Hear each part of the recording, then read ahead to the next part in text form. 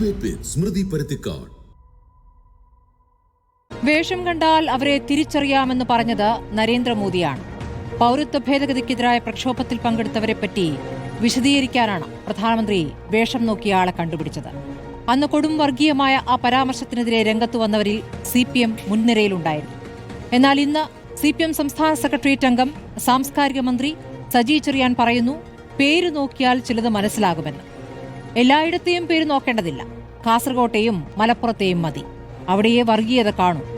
Indian ഭരണഘടന കുന്തമോ കുടച്ചക്രമോ എന്ന് തിരിച്ചറിയാതെ ഒരിക്കൽ രാജിവെക്കേണ്ടി വന്നതാണ്. പക്ഷെ അന്ന് പറഞ്ഞത് വിഴുങ്ങിയെങ്കിൽ ഇപ്പോൾ പറഞ്ഞതിൽ ഉറച്ചു നിൽക്കുകയാണ്. പാലായിലോ സജി ചെറിയാന്റെ ചെങ്ങന്നൂരോ കണ്ണൂരോ ജയിച്ച ഭൂരിപക്ഷവും ഒരേ മതവിഭാഗത്തിലായാലും തിരിച്ചറിയൽ പ്രശ്നമല്ല. ആ സംശയം മലപ്പുറത്തും കാസർകോടുമായി ചുരുങ്ങും. മലപ്പുറത്ത് പ്രതിപക്ഷത്തിരിക്കാൻ പോലും ആളെ കിട്ടാഞ്ഞത് മതേതര നിലപാട് കൊണ്ടാണെന്നാണ് മന്ത്രിയുടെ കണ്ടെത്തൽ. അല്ലാതെ പിണറായി വിജയൻ മലപ്പുറത്തെക്കുറിച്ച് പറഞ്ഞ വിവാദ അഭിമുഖവും പിന്നീട് മലപ്പുറത്ത് ശ്വാസം മുട്ടിയ വെള്ളാപ്പള്ളിക്ക് അണിയിച്ച പൊന്നാടിയും പിന്നീട് കൊടിവെച്ച കാറിൽ കയറ്റിയതുമൊന്നുമല്ല. നായാടി മുതൽ നസ്രാണി വരെ എന്ന വെള്ളാപ്പള്ളിയുടെ നീക്കവും CPMന്റെ ലീഗ് വിരുദ്ധ നിലപാടുകളും തമ്മിൽ തിരിച്ചറിയാനാകാത്ത വിധം ഒന്നുചേർന്നിരിക്കുകയാണ്. ഏതായാലും ഈ നിയമസഭാ തെരഞ്ഞെടുപ്പിൽ BJPക്ക് വലിയ പണിയില്ല. AK ബാലനെ ശരിവെച്ച BJP സജി ചെറിയാനെയും ശരിവെക്കും. മതനിരപേക്ഷ കേരളത്തിൽ തീക്കൊള്ളി കൊണ്ടോ എന്നതാണ് ചോദ്യം.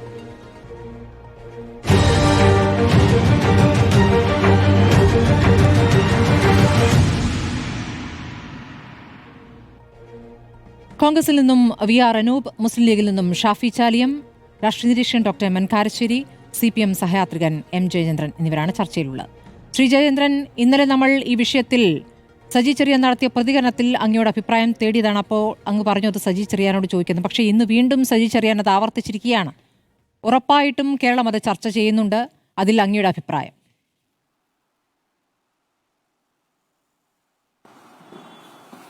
ഞാൻ സജി ചെറിയാനോട്, മന്ത്രി സജി ചെറിയാനോട് ഞാൻ ഇതേപ്പറ്റി സംസാരിക്കുക തന്നെ ചെയ്തു. ഇന്നലെ ഞാൻ പറഞ്ഞതുപോലെ തന്നെ സംസാരിക്കുകയും ചെയ്തു. സജി ചെറിയാൻ എന്താണ് പറഞ്ഞതെന്ന് സംബന്ധിച്ച് എനിക്കൊരു ധാരണയുണ്ട്. അതാണ് സംസാരിക്കാൻ ഉദ്ദേശിക്കുന്നതും താങ്കളുടെ ചോദ്യത്തിന് മറുപടിയായി. സാംസ്കാരിക മന്ത്രി പറഞ്ഞത് ഒരു പ്രധാനപ്പെട്ട കാര്യം തന്നെയാണ് എന്നുള്ള അഭിപ്രായമാണ് എനിക്കുള്ളത്. കാരണം ഭൂരിപക്ഷ വർഗീയതയും ന്യൂനപക്ഷ വർഗീയതയും തെരഞ്ഞെടുപ്പ് കാലയളവിൽ സെറ്റ് ചെയ്യുന്ന അജണ്ടകൾക്ക് കേരളത്തിൽ ഈ പ്രാമുഖ്യം, സ്വീകാര്യത വർദ്ധിച്ചു വരുന്നു എന്നുള്ളതിൻ്റെ രണ്ട് ഉദാഹരണങ്ങൾ. ഹൈന്ദവ ഭൂരിപക്ഷമുള്ള ജില്ലയാണ് കാസർഗോഡ്, എല്ലാവർക്കും അറിയാം. അതേപോലെ തന്നെ മുസ്ലിം ഭൂരിപക്ഷമുള്ള ജില്ലയാണ് മലപ്പുറം. ആ രണ്ട് ജില്ലകളിലെയും, കാസർഗോഡ് മുനിസിപ്പാലിറ്റിയെയും പിന്നെ മലപ്പുറം ജില്ലാ പഞ്ചായത്തിനെയും ഉദാഹരിച്ചുകൊണ്ടാണ് സജി ചെറിയാൻ തന്റെ നിലപാട് പറഞ്ഞത്, ഇതുമായി ബന്ധപ്പെട്ടത്. അത് ഇന്ന് കൊല്ലത്ത് വിശദമാക്കിയതും ആ നിലയിൽ തന്നെയാണ്. പിന്നെ കാസർഗോഡ് 39 അംഗങ്ങളുള്ള മുനിസിപ്പാലിറ്റിയിൽ പിന്നെ കോൺഗ്രസിനും CPIM-നും 2 വീതം അംഗങ്ങളാണ് ജയിച്ചിട്ടുള്ളത്. 12 പേര് BJPക്കാരാണ്, ഹൈന്ദവ വർഗീയതയുടെ പ്രതിനിധികളായിട്ടാണ് ജയിച്ചിട്ടുള്ളത്. ബാക്കി ലീഗിന്റെ പ്രതിനിധികളാണുള്ളത്. ആ തരത്തിലാണ് കാസർഗോഡ് മുനിസിപ്പാലിറ്റിയിലെ അംഗബലം നിൽക്കുന്നത്. ഇങ്ങോട്ട് വന്നാൽ മലപ്പുറം ജില്ലാ പഞ്ചായത്ത്, അദ്ദേഹം ജില്ലാ പഞ്ചായത്തിനാണല്ലോ എടുത്തു പറഞ്ഞത്, കാസർഗോഡ് മുനിസിപ്പാലിറ്റിയാണ് പറഞ്ഞത്. ജില്ലാ പഞ്ചായത്തിൽ CPIM-ന് സ്വാധീനമുള്ള പ്രദേശത്ത് പോലും CPIM-ന് പ്രതിനിധി ജയിച്ചില്ല, ഒരാൾ പോലും ജയിച്ചില്ല. ആ സ്ഥിതി മലപ്പുറം ജില്ലയിലും ഉണ്ടാകുന്നു. അപ്പോൾ ഭൂരിപക്ഷ ന്യൂനപക്ഷ വർഗീയതകളുടെ അജണ്ടകൾ സെറ്റ് ചെയ്യുന്ന ഒരു ഭാഗമായി ഇലക്ഷൻ മാറിയിട്ടുണ്ട്. അതിന്റെ മാക്രോ ആൻഡ് മൈക്രോ ലെവൽ പിന്നെ അദ്ദേഹത്തിന്റെ വിശകലനങ്ങളാണ് സജി ചെറിയാൻ പങ്കുവച്ചിട്ടുള്ളത്. അത് കൂടുതൽ ചർച്ച ചെയ്യപ്പെടേണ്ടതാണ് എന്നുള്ള വിവരവും അദ്ദേഹം പറഞ്ഞിട്ടുണ്ടല്ലോ, അഭിപ്രായം പറഞ്ഞിട്ടുണ്ട്.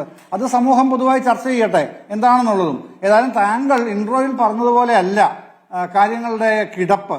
ഇത് പിന്നെ BJPയുടെ പണി കുറഞ്ഞു എന്നാണല്ലോ താങ്കൾ പറഞ്ഞത്.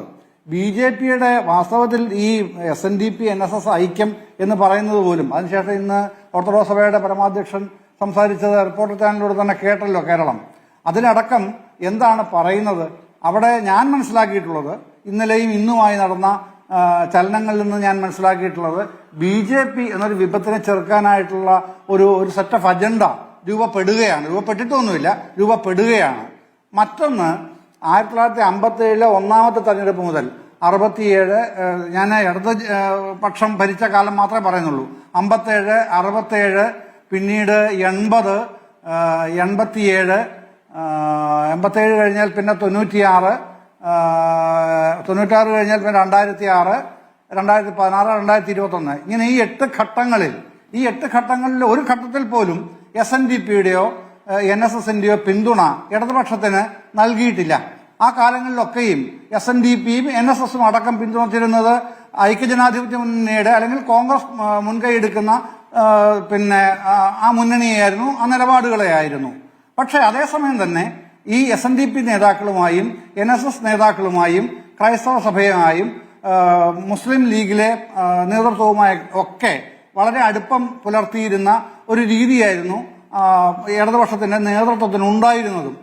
അതേ സമീപനം തന്നെയാണ് ഇപ്പോഴും തുടരുന്നത്. അതുകൊണ്ട് NSSും SNDPയും പത്രസമ്മേളനങ്ങൾ നടത്തി പിന്നെ ഇന്നലെ പറഞ്ഞ കാര്യങ്ങൾ അത് വാസ്തവത്തിൽ ഡയറക്റ്റ് ബാധിക്കുന്നത്, ഞാൻ ഇന്നലെയും പറഞ്ഞു, ഡയറക്റ്റ് ബാധിക്കുന്നത് UDFനെയാണ്. UDFിൽ ഉണ്ടാവേണ്ട ഒരു നവീകരണം സംബന്ധിച്ചാണ് രണ്ടുപേരും സ്ട്രെയിറ്റ് ആയിട്ട് പറയുന്നത്. അതിനെ അങ്ങനെയല്ല കോൺഗ്രസ്. എനിക്ക് CPM നിലപാടാണ് അറിയേണ്ടത്. നമ്മൾ ഇന്നലെ രണ്ട് സമുദായ നേതാക്കളുടെയും പ്രതികരണങ്ങൾ നമ്മൾ ചർച്ച ചെയ്തതാണ് ശ്രീ ജയേന്ദ്രൻ. എനിക്ക് CPMന്റെ നിലപാടാണ് അറിയേണ്ടത്. കാരണം മുസ്ലിം ലീഗ് ഒരു വർഗീയ പാർട്ടിയാണ് എന്ന് സജി ചെറിയാൻ ഉറപ്പിച്ചു പറയുന്നുണ്ട്. പക്ഷേ ന്യൂനപക്ഷ വിഭാഗത്തെ ഉൾക്കൊള്ളുന്ന ജനാധിപത്യ പാർട്ടി എന്നാണ് നേരത്തെ അല്പം മുമ്പ്, കുറച്ചു കാലം മുമ്പ്, അധികകാലമായിട്ടില്ല, പാർട്ടി സെക്രട്ടറി വിശേഷിപ്പിച്ചിരുന്നത്. അപ്പോൾ കാലാകാലങ്ങളിൽ ലീഗുമായി ബന്ധപ്പെട്ട് CPMന്റെ നിലപാട് മാറുന്നുണ്ടോ? ലീഗിനെ ഇപ്പുറത്ത് എത്തിക്കാനുള്ള ഒരു ശ്രമത്തിന്റെ ഭാഗമായിട്ടാണ് അത് വളരെ വ്യക്തമായി എന്ന് പാർട്ടി സെക്രട്ടറി പറഞ്ഞിരുന്നത്.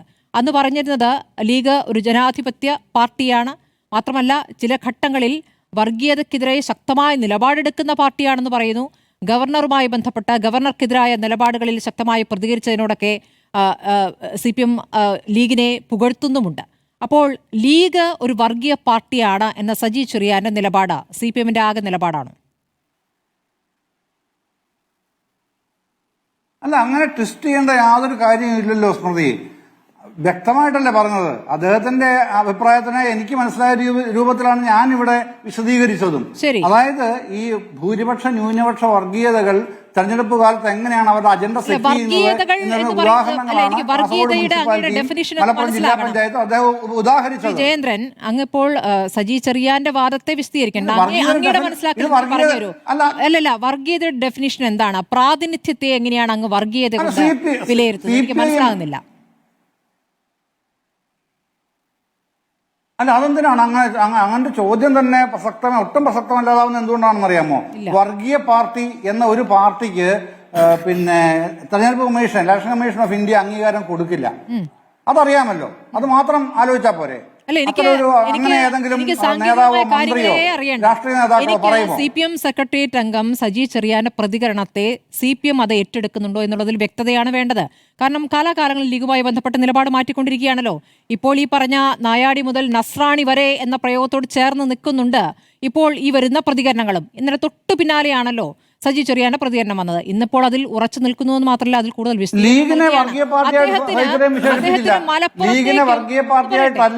അല്ലല്ല, അദ്ദേഹം പറഞ്ഞ വാചകങ്ങളുണ്ടെന്നേ. വർഗീയതയെ പ്രോത്സാഹിപ്പിക്കുന്ന പാർട്ടിയാണ് എന്നുള്ള കാര്യത്തിൽ ലീഗിന്റെ കാര്യത്തിൽ ഒരു ഞാൻ പറഞ്ഞു. എന്നാ അങ്ങയുടെ കയ്യിലുള്ള വാചകം ഒന്ന് അങ്ങ് വായിക്കൂ. വർഗീയതയെ പ്രോത്സാഹിപ്പിക്കുക എന്നുള്ളതാണ് പദപ്രയോഗം. മുസ്ലിം ലീഗ് വർഗീയ പാർട്ടിയാണ് എന്നല്ല. രാഷ്ട്രീയം എന്ന് പറഞ്ഞാൽ വർഗീയത വളർത്തുന്ന രാഷ്ട്രീയമാണ് മുസ്ലിം ലീഗിന് എന്ന് പറഞ്ഞാൽ വർഗീയ പാർട്ടി എന്നാണ്. വർഗീയത വളർത്തുന്ന രാഷ്ട്രീയമുള്ള പാർട്ടിക്ക് വർഗീയത ഇല്ല എന്നുണ്ടോ ഒരു അഭിപ്രായം? പറയോ? അങ്ങ് വ്യാഖ്യാനിക്കണ്ടെന്നേ. മുസ്ലിം ലീഗ് ഉണ്ടാക്കുന്ന ധ്രുവീകരണം എല്ലാവർക്കും മനസ്സിലായില്ലേ? വർഗീയത വളർത്തുന്ന രാഷ്ട്രീയമാണ് മുസ്ലിം ലീഗിനെന്ന് പറഞ്ഞാൽ അങ്ങയുടെ മനസ്സിലാക്കൽ എന്താണ്? അല്ലാതെ അത് ആർക്കും മനസ്സിലാവും. അത് ഇപ്പോ ഈ പാനലിൽ തന്നെ ഉണ്ടല്ലോ കാരശ്ശേരി മാഷ്. പദനിഷ്പാദനം അദ്ദേഹം നടത്തട്ടെ. വർഗീയത പ്രോത്സാഹിപ്പിക്കുന്ന പാർട്ടി അല്ലെങ്കിൽ വളർത്തുന്ന പാർട്ടി എന്ന് പറഞ്ഞാൽ വർഗീയ പാർട്ടി എന്നാണോ അർത്ഥം എന്നുള്ളത് കാരശ്ശേരി മാഷ് പറയട്ടെ. അങ്ങനെ പറഞ്ഞു പോകരുത്. നമ്മള് ഒരാളെ മനഃപൂർവ്വം ആക്രമിക്കേണ്ട കാര്യമില്ലല്ലോ. ആരെ ആക്രമിക്കുന്നു? അദ്ദേഹം മലപ്പുറത്തും കാസർഗോഡും മാത്രമായി കാഴ്ച അത് പരിശോധിക്കേണ്ടി വരും. ആ കാഴ്ച പരിശോധിക്കേണ്ടി വരും. ആ കണ്ണ് പരിശോധിക്കേണ്ടി വരും ശ്രീ ജയേന്ദ്രൻ. അത് ചോദിക്കുമ്പോൾ ചോദിക്കേണ്ട കാര്യമില്ല. രണ്ട് ക്ലാസിക്കൽ എക്സാമ്പിൾസ് ആണ് പറഞ്ഞത്. ക്ലാസിക്കൽ ലീഗിന്റെ ക്ലാസിക്കൽ എക്സാമ്പിൾസ് വേറെയുണ്ട്. നോക്കൂ, ക്ലാസിക്കൽ എക്സാമ്പിൾസ് വേറെയുണ്ട്. മലപ്പുറത്തും കാസർഗോഡും മാത്രമല്ല, വേറെയും പല സ്ഥലത്തേക്കും പോകേണ്ടതുണ്ട്. അവിടെ എവിടെയൊക്കെയാണ് ലീഗ് പ്രതിനിധികളെ നിർത്തിയിരിക്കുന്നത്? പുലാമന്തോൾ, പെരിന്തൽമണ്ണയിലേക്ക് പോകണം. പെരിന്തൽമണ്ണയിൽ ലീഗിന്റെ 11 ജനപ്രതിനിധികളുടെ പേര് ഞാൻ വായിക്കാം. പുലാമന്തോൾ ഗ്രാമപഞ്ചായത്ത് president P Sudha, Thazhekode Grama Panchayat standing committee chairperson Reena teacher, Alipparamba standing committee chairperson Sini teacher, block panchayat member Sheena Pulakkudi, Perinthalmanna നഗരസഭാ കൗൺസിലർ ഇ.പി. അരുൺ, ഗ്രാമപഞ്ചായത്ത് മെമ്പർമാരായ C P. Balendran, Ramani teacher, P. Subrahmanyan, Neena Vijayan, O. Anilkumar, Praseetha Subhash.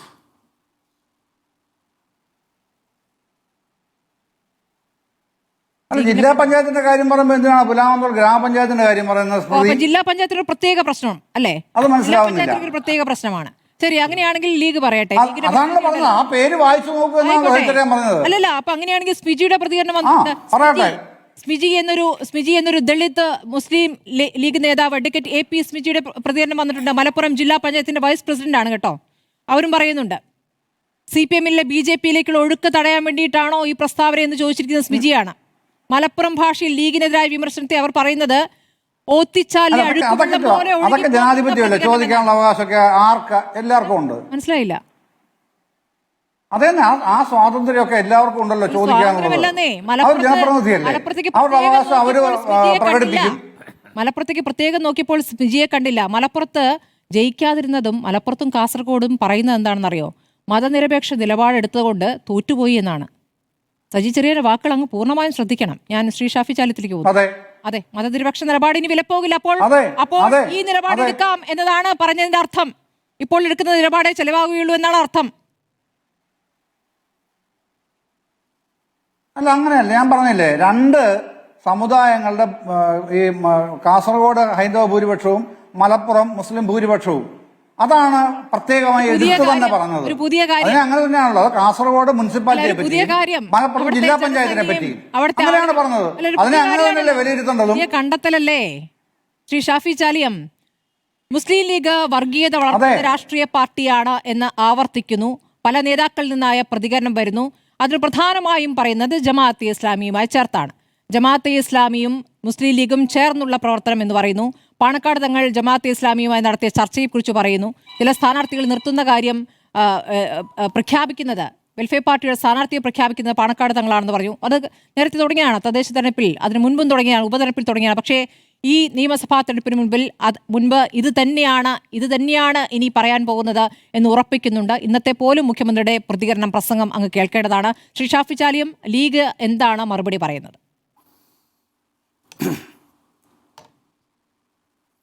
ഇല്ല, ലീഗ് ഇതിന് മറുപടി പറയേണ്ട ആവശ്യമില്ല. സോഷ്യൽ മീഡിയയിൽ ഉത്ബുദ്ധരായ രാഷ്ട്രീയ ബോധമുള്ള മലയാളികൾ ഒന്നടങ്കം മറുപടി കൊടുത്തുകൊണ്ടേ നിൽക്കുകയാണ്. ഇപ്പോൾ സ്മൃതി തന്നെ പ്രധാനപ്പെട്ട കേരളത്തിലെ ഒരു ടെലിവിഷൻ ചാനലിലെ അവതാരികയാണ്. ഈ 5 മിനിറ്റ് നേരം സ്മൃതി പറഞ്ഞ കാര്യം അതുതന്നെയാണ് കേരളത്തിലെ മലയാളിക്ക് പറയാനുള്ളത്. മുസ്ലിം ലീഗ് നിർത്തിയ സ്ഥാനാർത്ഥികൾ, മുസ്ലിം ലീഗ് ആർക്കെല്ലാം അവസരം കൊടുത്തു, ആരൊക്കെ എവിടെയൊക്കെ പോസ്റ്റ് ചെയ്തു, എത്രമാത്രം ആരൊക്കെ പരിഗണിക്കാൻ പറ്റുന്നിടത്തൊക്കെ പരമാവധി പരിഗണിച്ച് പല നല്ല സന്ദേശങ്ങളും ജനങ്ങൾക്ക് കൊടുത്ത ഒരു പാർട്ടിയാണെന്ന് ലീഗല്ലാത്ത എല്ലാവരും, പല കോളമിസ്റ്റുകളും എല്ലാവരും പറഞ്ഞുകൊണ്ടിരിക്കുന്ന ഒരു സമയത്താണ് ഈ സജി ചെറിയാൻ ഇങ്ങനെ പറയുന്നത്. അദ്ദേഹം പറയണത് എന്താ? മലപ്പുറം ജില്ലയിൽ മുസ്ലിങ്ങളുടെ എണ്ണം കൂടും. മുസ്ലിം ഭൂരിപക്ഷ ജില്ലയാണ്. ഒരു മുസ്ലിം ഭൂരിപക്ഷ ജില്ലയിൽ നിന്ന് സ്വാഭാവികമായി മുസ്ലിങ്ങളുടെ എണ്ണം അത് വർദ്ധിക്കുമല്ലോ. എന്നാലും 34 സീറ്റിൽ 6 ജില്ലാ പഞ്ചായത്ത് വൈസ് പ്രസിഡന്റ് അടക്കം 6 എണ്ണം സീറ്റ് മുസ്ലിങ്ങളല്ലാത്ത ഹൈന്ദവ സമൂഹത്തിന് മലപ്പുറം ജില്ലയിലുണ്ട്. എന്നാൽ അതേ സമയത്ത് സജി ചെറിയാൻ്റെ ജില്ല കോട്ടയത്ത് പേരിനെങ്കിൽ ഒന്നുണ്ടോ? തോറ്റവരിലുണ്ട് മുസ്ലിം. അദ്ദേഹത്തിൻ്റെ നാടായ ചെങ്ങന്നൂർ നഗരസഭ അവിടെ ഉണ്ടോ? അദ്ദേഹത്തിൻ്റെ സമുദായം തിങ്ങി താമസിക്കുന്ന പാല അവിടെ ഉണ്ടോ? പത്തനംതിട്ടയിലുണ്ടോ? പിന്നെ അദ്ദേഹം പറഞ്ഞു കാസർഗോഡ് ഹൈന്ദവ ഭൂരിപക്ഷ ജില്ലയാണ്. തെറ്റാണത്. 50-50. എന്നിട്ടും 15-ലേറെ മുസ്ലിങ്ങളല്ലാത്തവർ അവിടെയുണ്ട്. ഇപ്പോൾ കണ്ണൂർ ജില്ലയിൽ ജില്ലാ പഞ്ചായത്തിലേക്ക് ഇവർ മത്സരിപ്പിച്ച സ്ഥാനാർത്ഥികൾ എടുത്തു നോക്കി. ഏതൊക്കെ സമുദായമുള്ളത്? എന്താ കണ്ണൂരിലെ ഓരോരുത്തരുടെ പ്രാതിനിധ്യം? ഇതൊന്നും നിങ്ങൾ മനസ്സിലാക്കേണ്ടത്, മുസ്ലിം ലീഗിൻ്റെ തെരഞ്ഞെടുപ്പിൽ സ്ഥാനാർത്ഥികളെ തെരഞ്ഞെടുത്ത രീതി പഠിക്കുക. അവർ വിജയിച്ചു വന്നപ്പോൾ അവർക്ക് പരിഗണന കൊടുത്ത രീതി എന്താണെന്ന് നിങ്ങൾ ശ്രദ്ധിക്കുക. ഇപ്പം മലപ്പുറം ജില്ലാ പഞ്ചായത്തിൻ്റെ കാര്യം പറയുകയുണ്ടായി. മലപ്പുറം ജില്ലാ പഞ്ചായത്തിലേക്ക് ജയിച്ച് വന്ന മുസ്ലിം ലീഗിൻ്റെ, വനിതാ ലീഗിൻ്റെ സംസ്ഥാന ഭാരവാഹികൾ അടക്കമുള്ള ആളുകളുടെ യോഗ്യത പരിശോധിക്കുക. അവരുടെ വളരെ നല്ല എക്സ്പീരിയൻസ് ഉള്ള ആളുകൾ, വലിയ PhDയും അതേമാതിരി MSW, അതേപോലെ വലിയ അക്കൗണ്ടൻറ്റ് തസ്തികയിലൊക്കെ ഇരുന്ന അത്രയും കഴിവുള്ള ബിരുദമുള്ള സീനിയോറിറ്റിയുള്ള സ്റ്റേറ്റ് ഭാരവാഹിത്വം വരെയുള്ള ആളുകളാണ് വിജയിച്ചു വന്നത്. അവർക്കൊന്നും കൊടുക്കാതെ ഒരു ദളിത് സ്ത്രീയെ പിടിച്ച് വൈസ് പ്രസിഡൻ്റാക്കി മുസ്ലിം ലീഗ്. ഒരു ദളിത് ലീഗ് അല്ലെങ്കിൽ ദളിത് സംവരണമാണെങ്കിൽ നിവൃത്തികേടുണ്ടാക്കി നിങ്ങൾക്ക് പറയാം. പക്ഷേ സംവരണമല്ല, ജനറൽ സീറ്റാണ്. അവിടെ എന്തൊരു സന്ദേശം കൊടുക്കുന്നത്? മലപ്പുറം ജില്ലയിൽ നിന്ന് ലീഗിന് കൊടുക്കാവുന്ന ഏറ്റവും നല്ല സന്ദേശം എന്താണോ അതാണ് ഞങ്ങൾ കൊടുക്കുന്നത്. അത് ഇന്നും ഇന്നലെയും തുടങ്ങിയതല്ല സ്മൃതി. 1960കളിൽ R. ശങ്കറിനെ, അദ്ദേഹത്തെ സവർണ വർണ്ണ ആളുകൾ തോൽപ്പിച്ചപ്പോൾ R. ശങ്കറെ കണ്ണൂർ കൊണ്ടുപോയി വിജയിപ്പിച്ച് കേരളത്തിൻ്റെ മുഖ്യമന്ത്രി സ്ഥാനത്ത് എത്തിച്ചത് മുസ്ലിം ലീഗാണ്, സയ്യിദ് റഹ്മാൻ ബാഫഖി തങ്ങളാണ്. അഡ്വക്കേറ്റ് കൃഷ്ണയ്യരെ തലശ്ശേരി ജയിപ്പിച്ചത് ആരാണ്? ലീഗാണ്. ഡോക്ടർ KB മേനോനെ ജയിപ്പിച്ചത് ലീഗാണ്. SK പുറ്റക്കാടിനെ ജയിപ്പിച്ച് സഭയിലെത്തിച്ചത് ലീഗാണ്.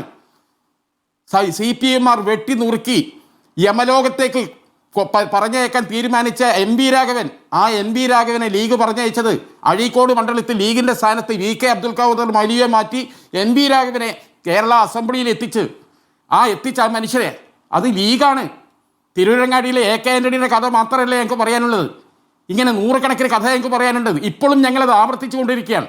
ഇപ്പോൾ മഹാരാഷ്ട്രയിൽ അസംബ്ലി നടന്നു. അമരാവതി കോർപ്പറേഷനിൽ 4-5 സീറ്റിൽ മുസ്ലിം ലീഗ് ജയിച്ചു. അതിലൊന്നേതൊരു ഹിന്ദു സ്ത്രീയാണ്. കോണി ചിഹ്നത്തിലാണ് മത്സരിച്ച് ജയിക്കണത്. ഞങ്ങൾക്ക് ആരെ മുമ്പിലാണ് ഞങ്ങൾക്ക് മതേതരം തെളിയിക്കാനുള്ളത്? ഇന്ത്യൻ ഭരണഘടനയെ പോലും പരിഹസിച്ച, പുച്ഛിച്ച, എന്താ അതിന് വാക്ക് പറഞ്ഞല്ലോ, എന്താണ് കുന്തവും കുന്തറാട്ടവും അല്ലേ? ഇന്ത്യൻ ഭരണഘടനയെ പുച്ഛിച്ചവർ അവരെ ആളുകളൊക്കെ മുസ്ലിം ലീഗിനെ പുച്ഛിക്കുന്നതിലൊന്നും വലിയ അത്ഭുതമൊന്നുമില്ല.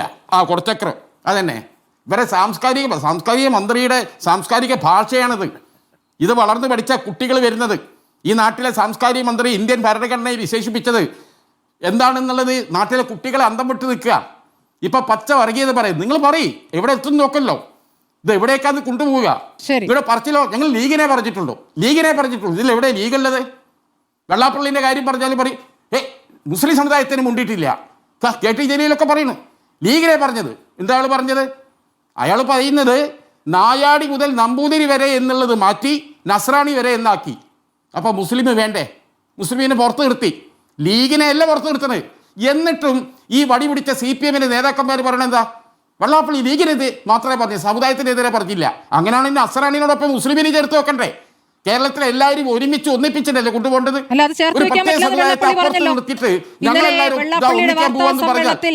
അവരെ പേടിയാണ് എന്നാണ് പറഞ്ഞത്. മുസ്ലിം ന്യൂനപക്ഷത്തെ ചേർക്കണ്ടേ എന്ന് ചോദിക്കുമ്പോൾ അവരെ പേടിയാണ്. നാർക്ക് നസ്രാണി വരെ എന്ന ചോദ്യത്തോട് ഉള്ള മറുപടിയാണ്. അതാണ് ഞാൻ പറഞ്ഞത്. ഇതിന് മറുപടി CPMമാരാ പറയേണ്ടത്, KT ജലീലാ പറയേണ്ടത്. അവർ പറഞ്ഞു ലീഗിനെതിരെയാ പറഞ്ഞത്.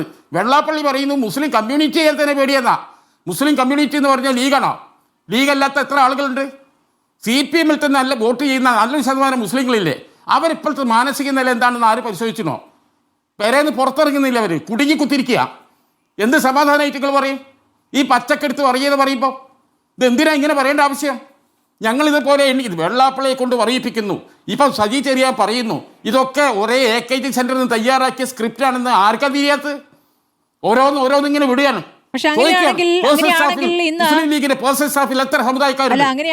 അങ്ങനെയാണെങ്കിൽ ഇന്ന് ആ ചോദ്യം പാർട്ടി സെക്രട്ടറിയോട് ചോദിക്കുന്നു, അദ്ദേഹം പ്രതികരിക്കാതെ പോവുകയാണ് ചെയ്തിരിക്കുന്നത്.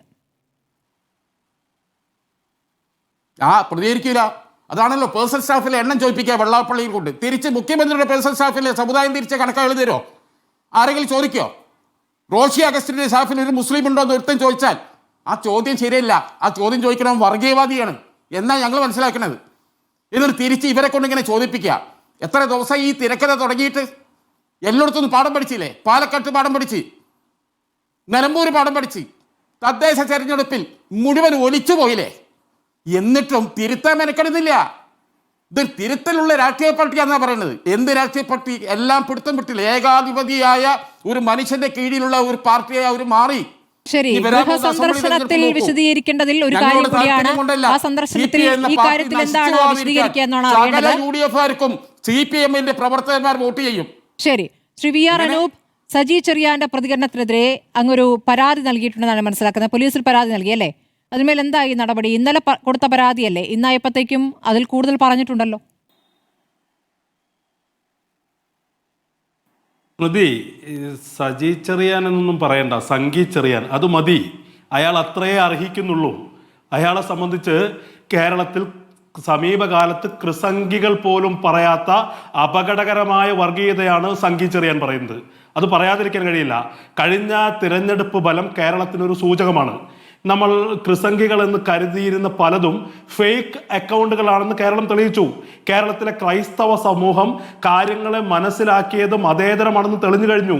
അപ്പൊ കൃസംഗികൾ പലരും ഫേക്ക് ആണെന്ന് പറയുമ്പോൾ ഒട്ടും ഫേക്ക് അല്ലാത്ത ഒറിജിനലായ 916 ക്യാരറ്റ് വർഗീയത പറഞ്ഞു പരത്തുകയാണ് ഈ പറയുന്ന സംഗി ചെറിയാൻ.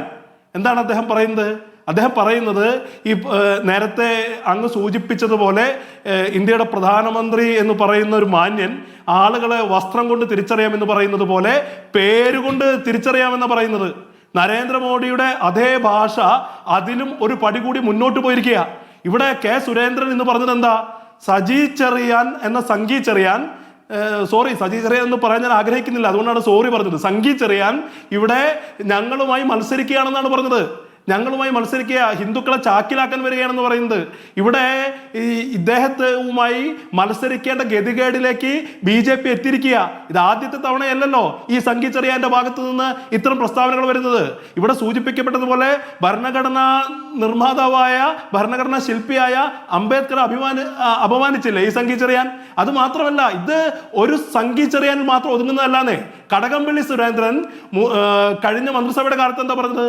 മലപ്പുറത്ത് ഒരു ഉപതെരഞ്ഞെടുപ്പ് വിജയിച്ചപ്പോൾ അന്ന് തിരുവനന്തപുരം ജില്ലയിലെ മുനിസിപ്പൽ സ്റ്റാഫ് അസോസിയേഷന്റെ യോഗത്തിൽ അന്നത്തെ മന്ത്രി കടകംപള്ളി സുരേന്ദ്രൻ പറഞ്ഞു, മലപ്പുറത്തിന്റെ ഉള്ളടക്കം എന്ന് പറയുന്നത് വർഗീയമാണ്. ഇത് സംഗി ചെറിയാൻ മാത്രമേ പറയുന്നതല്ല, മറിച്ച് ഈ പറയുന്ന കടകംപള്ളി സുരേന്ദ്രൻ പറഞ്ഞിട്ടുണ്ട്, വിജയരാഘവനെ പോലുള്ള ആളുകൾ പറഞ്ഞിട്ടുണ്ട്. നമ്മൾ സാമാന്യമായി പറയുന്ന ഒരു കാര്യമുണ്ടല്ലോ, സംഘപരിവാറിന്റെ ഇവിടെ സംഘപരിവാർ അജണ്ട CPM കടമെടുക്കുകയാണെന്ന്. ഇപ്പോൾ അതിന് പ്രസക്തി നഷ്ടപ്പെട്ടു. സംഘപരിവാറിന്റെ അജണ്ടയല്ല CPM-ന്റെ അജണ്ടയിലേക്ക് സംഘപരിവാർ വരിക. സംഘപരിവാറിന് പോലും അനുകരിക്കേണ്ട തരത്തിലേക്ക് അപകടകരമായ വർഗീയത പറയുക. ഇത്രയും കാലം ഈ CPM-കാർ ചോദിച്ചത് എന്താ? വെള്ളാപ്പള്ളി നടേശൻ പറയുന്നതിന് ഞങ്ങൾ എന്താ ഉത്തരവാദിത്വം എന്നാ? അതെല്ലാവർക്കും അറിയാം, അത് വേറെ കാര്യം. പക്ഷേ ഇതിപ്പോ വെള്ളാപ്പള്ളി നടേശനല്ല, അവരുടെ മന്ത്രിസഭയുടെ ഭാഗമായ ഈ സാംസ്കാരിക മന്ത്രി എന്ന് പറയുന്ന സംഗി ചെറിയാന്റെ സംസ്കാരമാണ് കേരളത്തിന് മുമ്പിൽ വെളിവാക്കപ്പെട്ടത്. ഞാൻ ഇത്തരം ഒരു പരാതി കൊടുത്തു. പക്ഷേ ഈ പരാതിയിൽ നിന്നും ഇതിലും കൂടുതൽ ഒരു 10-18ഓളം പരാതികൾ സംഘികളുടെയും ഈ സംഗി ചെറിയാനെ പോലുള്ള പ്രച്ഛന്ന സംഘികളുടെയും പേരിൽ പരാതി കൊടുത്തിട്ടുള്ള ഒരാളാണ്. പക്ഷേ ഇതിനകത്ത് നടപടി ഉണ്ടാകുമെന്നൊന്നും വിചാരിച്ചിട്ടല്ല ഈ വിഷയത്തിൽ ആദ്യമായി ഒരു പരാതി കൊടുത്ത ആളും ഞാൻ. പക്ഷേ ഇത് കേരളത്തിന് മുന്നിൽ പ്രശ്നവൽക്കരിക്കപ്പെടേണ്ടതുണ്ട്. ഇത് നിയമവിരുദ്ധമാണെന്ന് മനസ്സിലാക്കപ്പെടേണ്ടതുണ്ട്. ഇത് ചർച്ച ചെയ്യപ്പെടേണ്ടതുണ്ട്. ഇവരെ കേരളീയ പൊതുസമൂഹത്തിന് മുന്നിൽ എക്സ്പോസ് ചെയ്യപ്പെടേണ്ടതുണ്ട്. തീർച്ചയായും ഇവിടെ സംഘപരിവാറിനോട് വർഗീയതയിൽ മത്സരിക്കുകയാണ് സംഗി ചെറിയാന്മാരുടെ പ്രസ്ഥാനം. അത് കൂടുതൽ കൂടുതൽ വ്യക്തമാക്കിക്കൊണ്ടിരിക്കുകയാണ്. ഇത് കോൺഗ്രസിനെതിരെയുള്ള കേരളത്തിന്റെ സോഷ്യൽ ഫാബ്രിക്കിനെ ദുർബലപ്പെടുത്താനുള്ള ഒരു വലിയ പരിശ്രമമാണ്. ഇതിനെ ആ രീതിയിൽ തന്നെ കാണണം. ആ തരത്തിൽ തന്നെ പ്രതിരോധങ്ങൾ ഉയർന്നു വരേണ്ടതുണ്ട്. ശരി, ഞാൻ ശ്രീ കാരശ്ശേരി മാഷെ അങ്ങിലേക്ക് വരാൻ വിടവളെ. കാരശ്ശേരി, ഇപ്പോൾ പേര് നോക്കി തിരിച്ചറിയുന്ന ഈ പുതിയ രീതിയെ അങ്ങ് എങ്ങനെയാണ് കാണുന്നത്?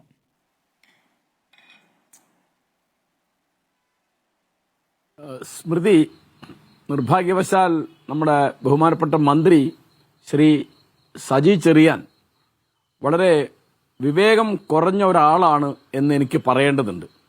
അത് ഈ ഒരു പ്രസ്താവന കൊണ്ട് മാത്രമല്ല. 2022 എൻ്റെ ഓർമ്മ, അദ്ദേഹം പറഞ്ഞത് ബ്രിട്ടീഷുകാർ പറഞ്ഞു കേട്ടത് എഴുതിയെടുത്തുണ്ടാക്കിയ ഭരണഘടന എന്നാണ്, ഇന്ത്യൻ ഭരണഘടനയെ പറ്റി.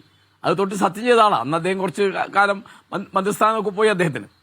പിന്നെ അദ്ദേഹം ഒരിക്കൽ പറഞ്ഞത് നമ്മുടെ പ്രധാനമന്ത്രി ശ്രീ നരേന്ദ്രമോദി ക്രിസ്ത്യൻ പാതിരിമാർക്ക് ഒരു ക്രിസ്മസ് വിരുന്ന് കൊടുത്തു.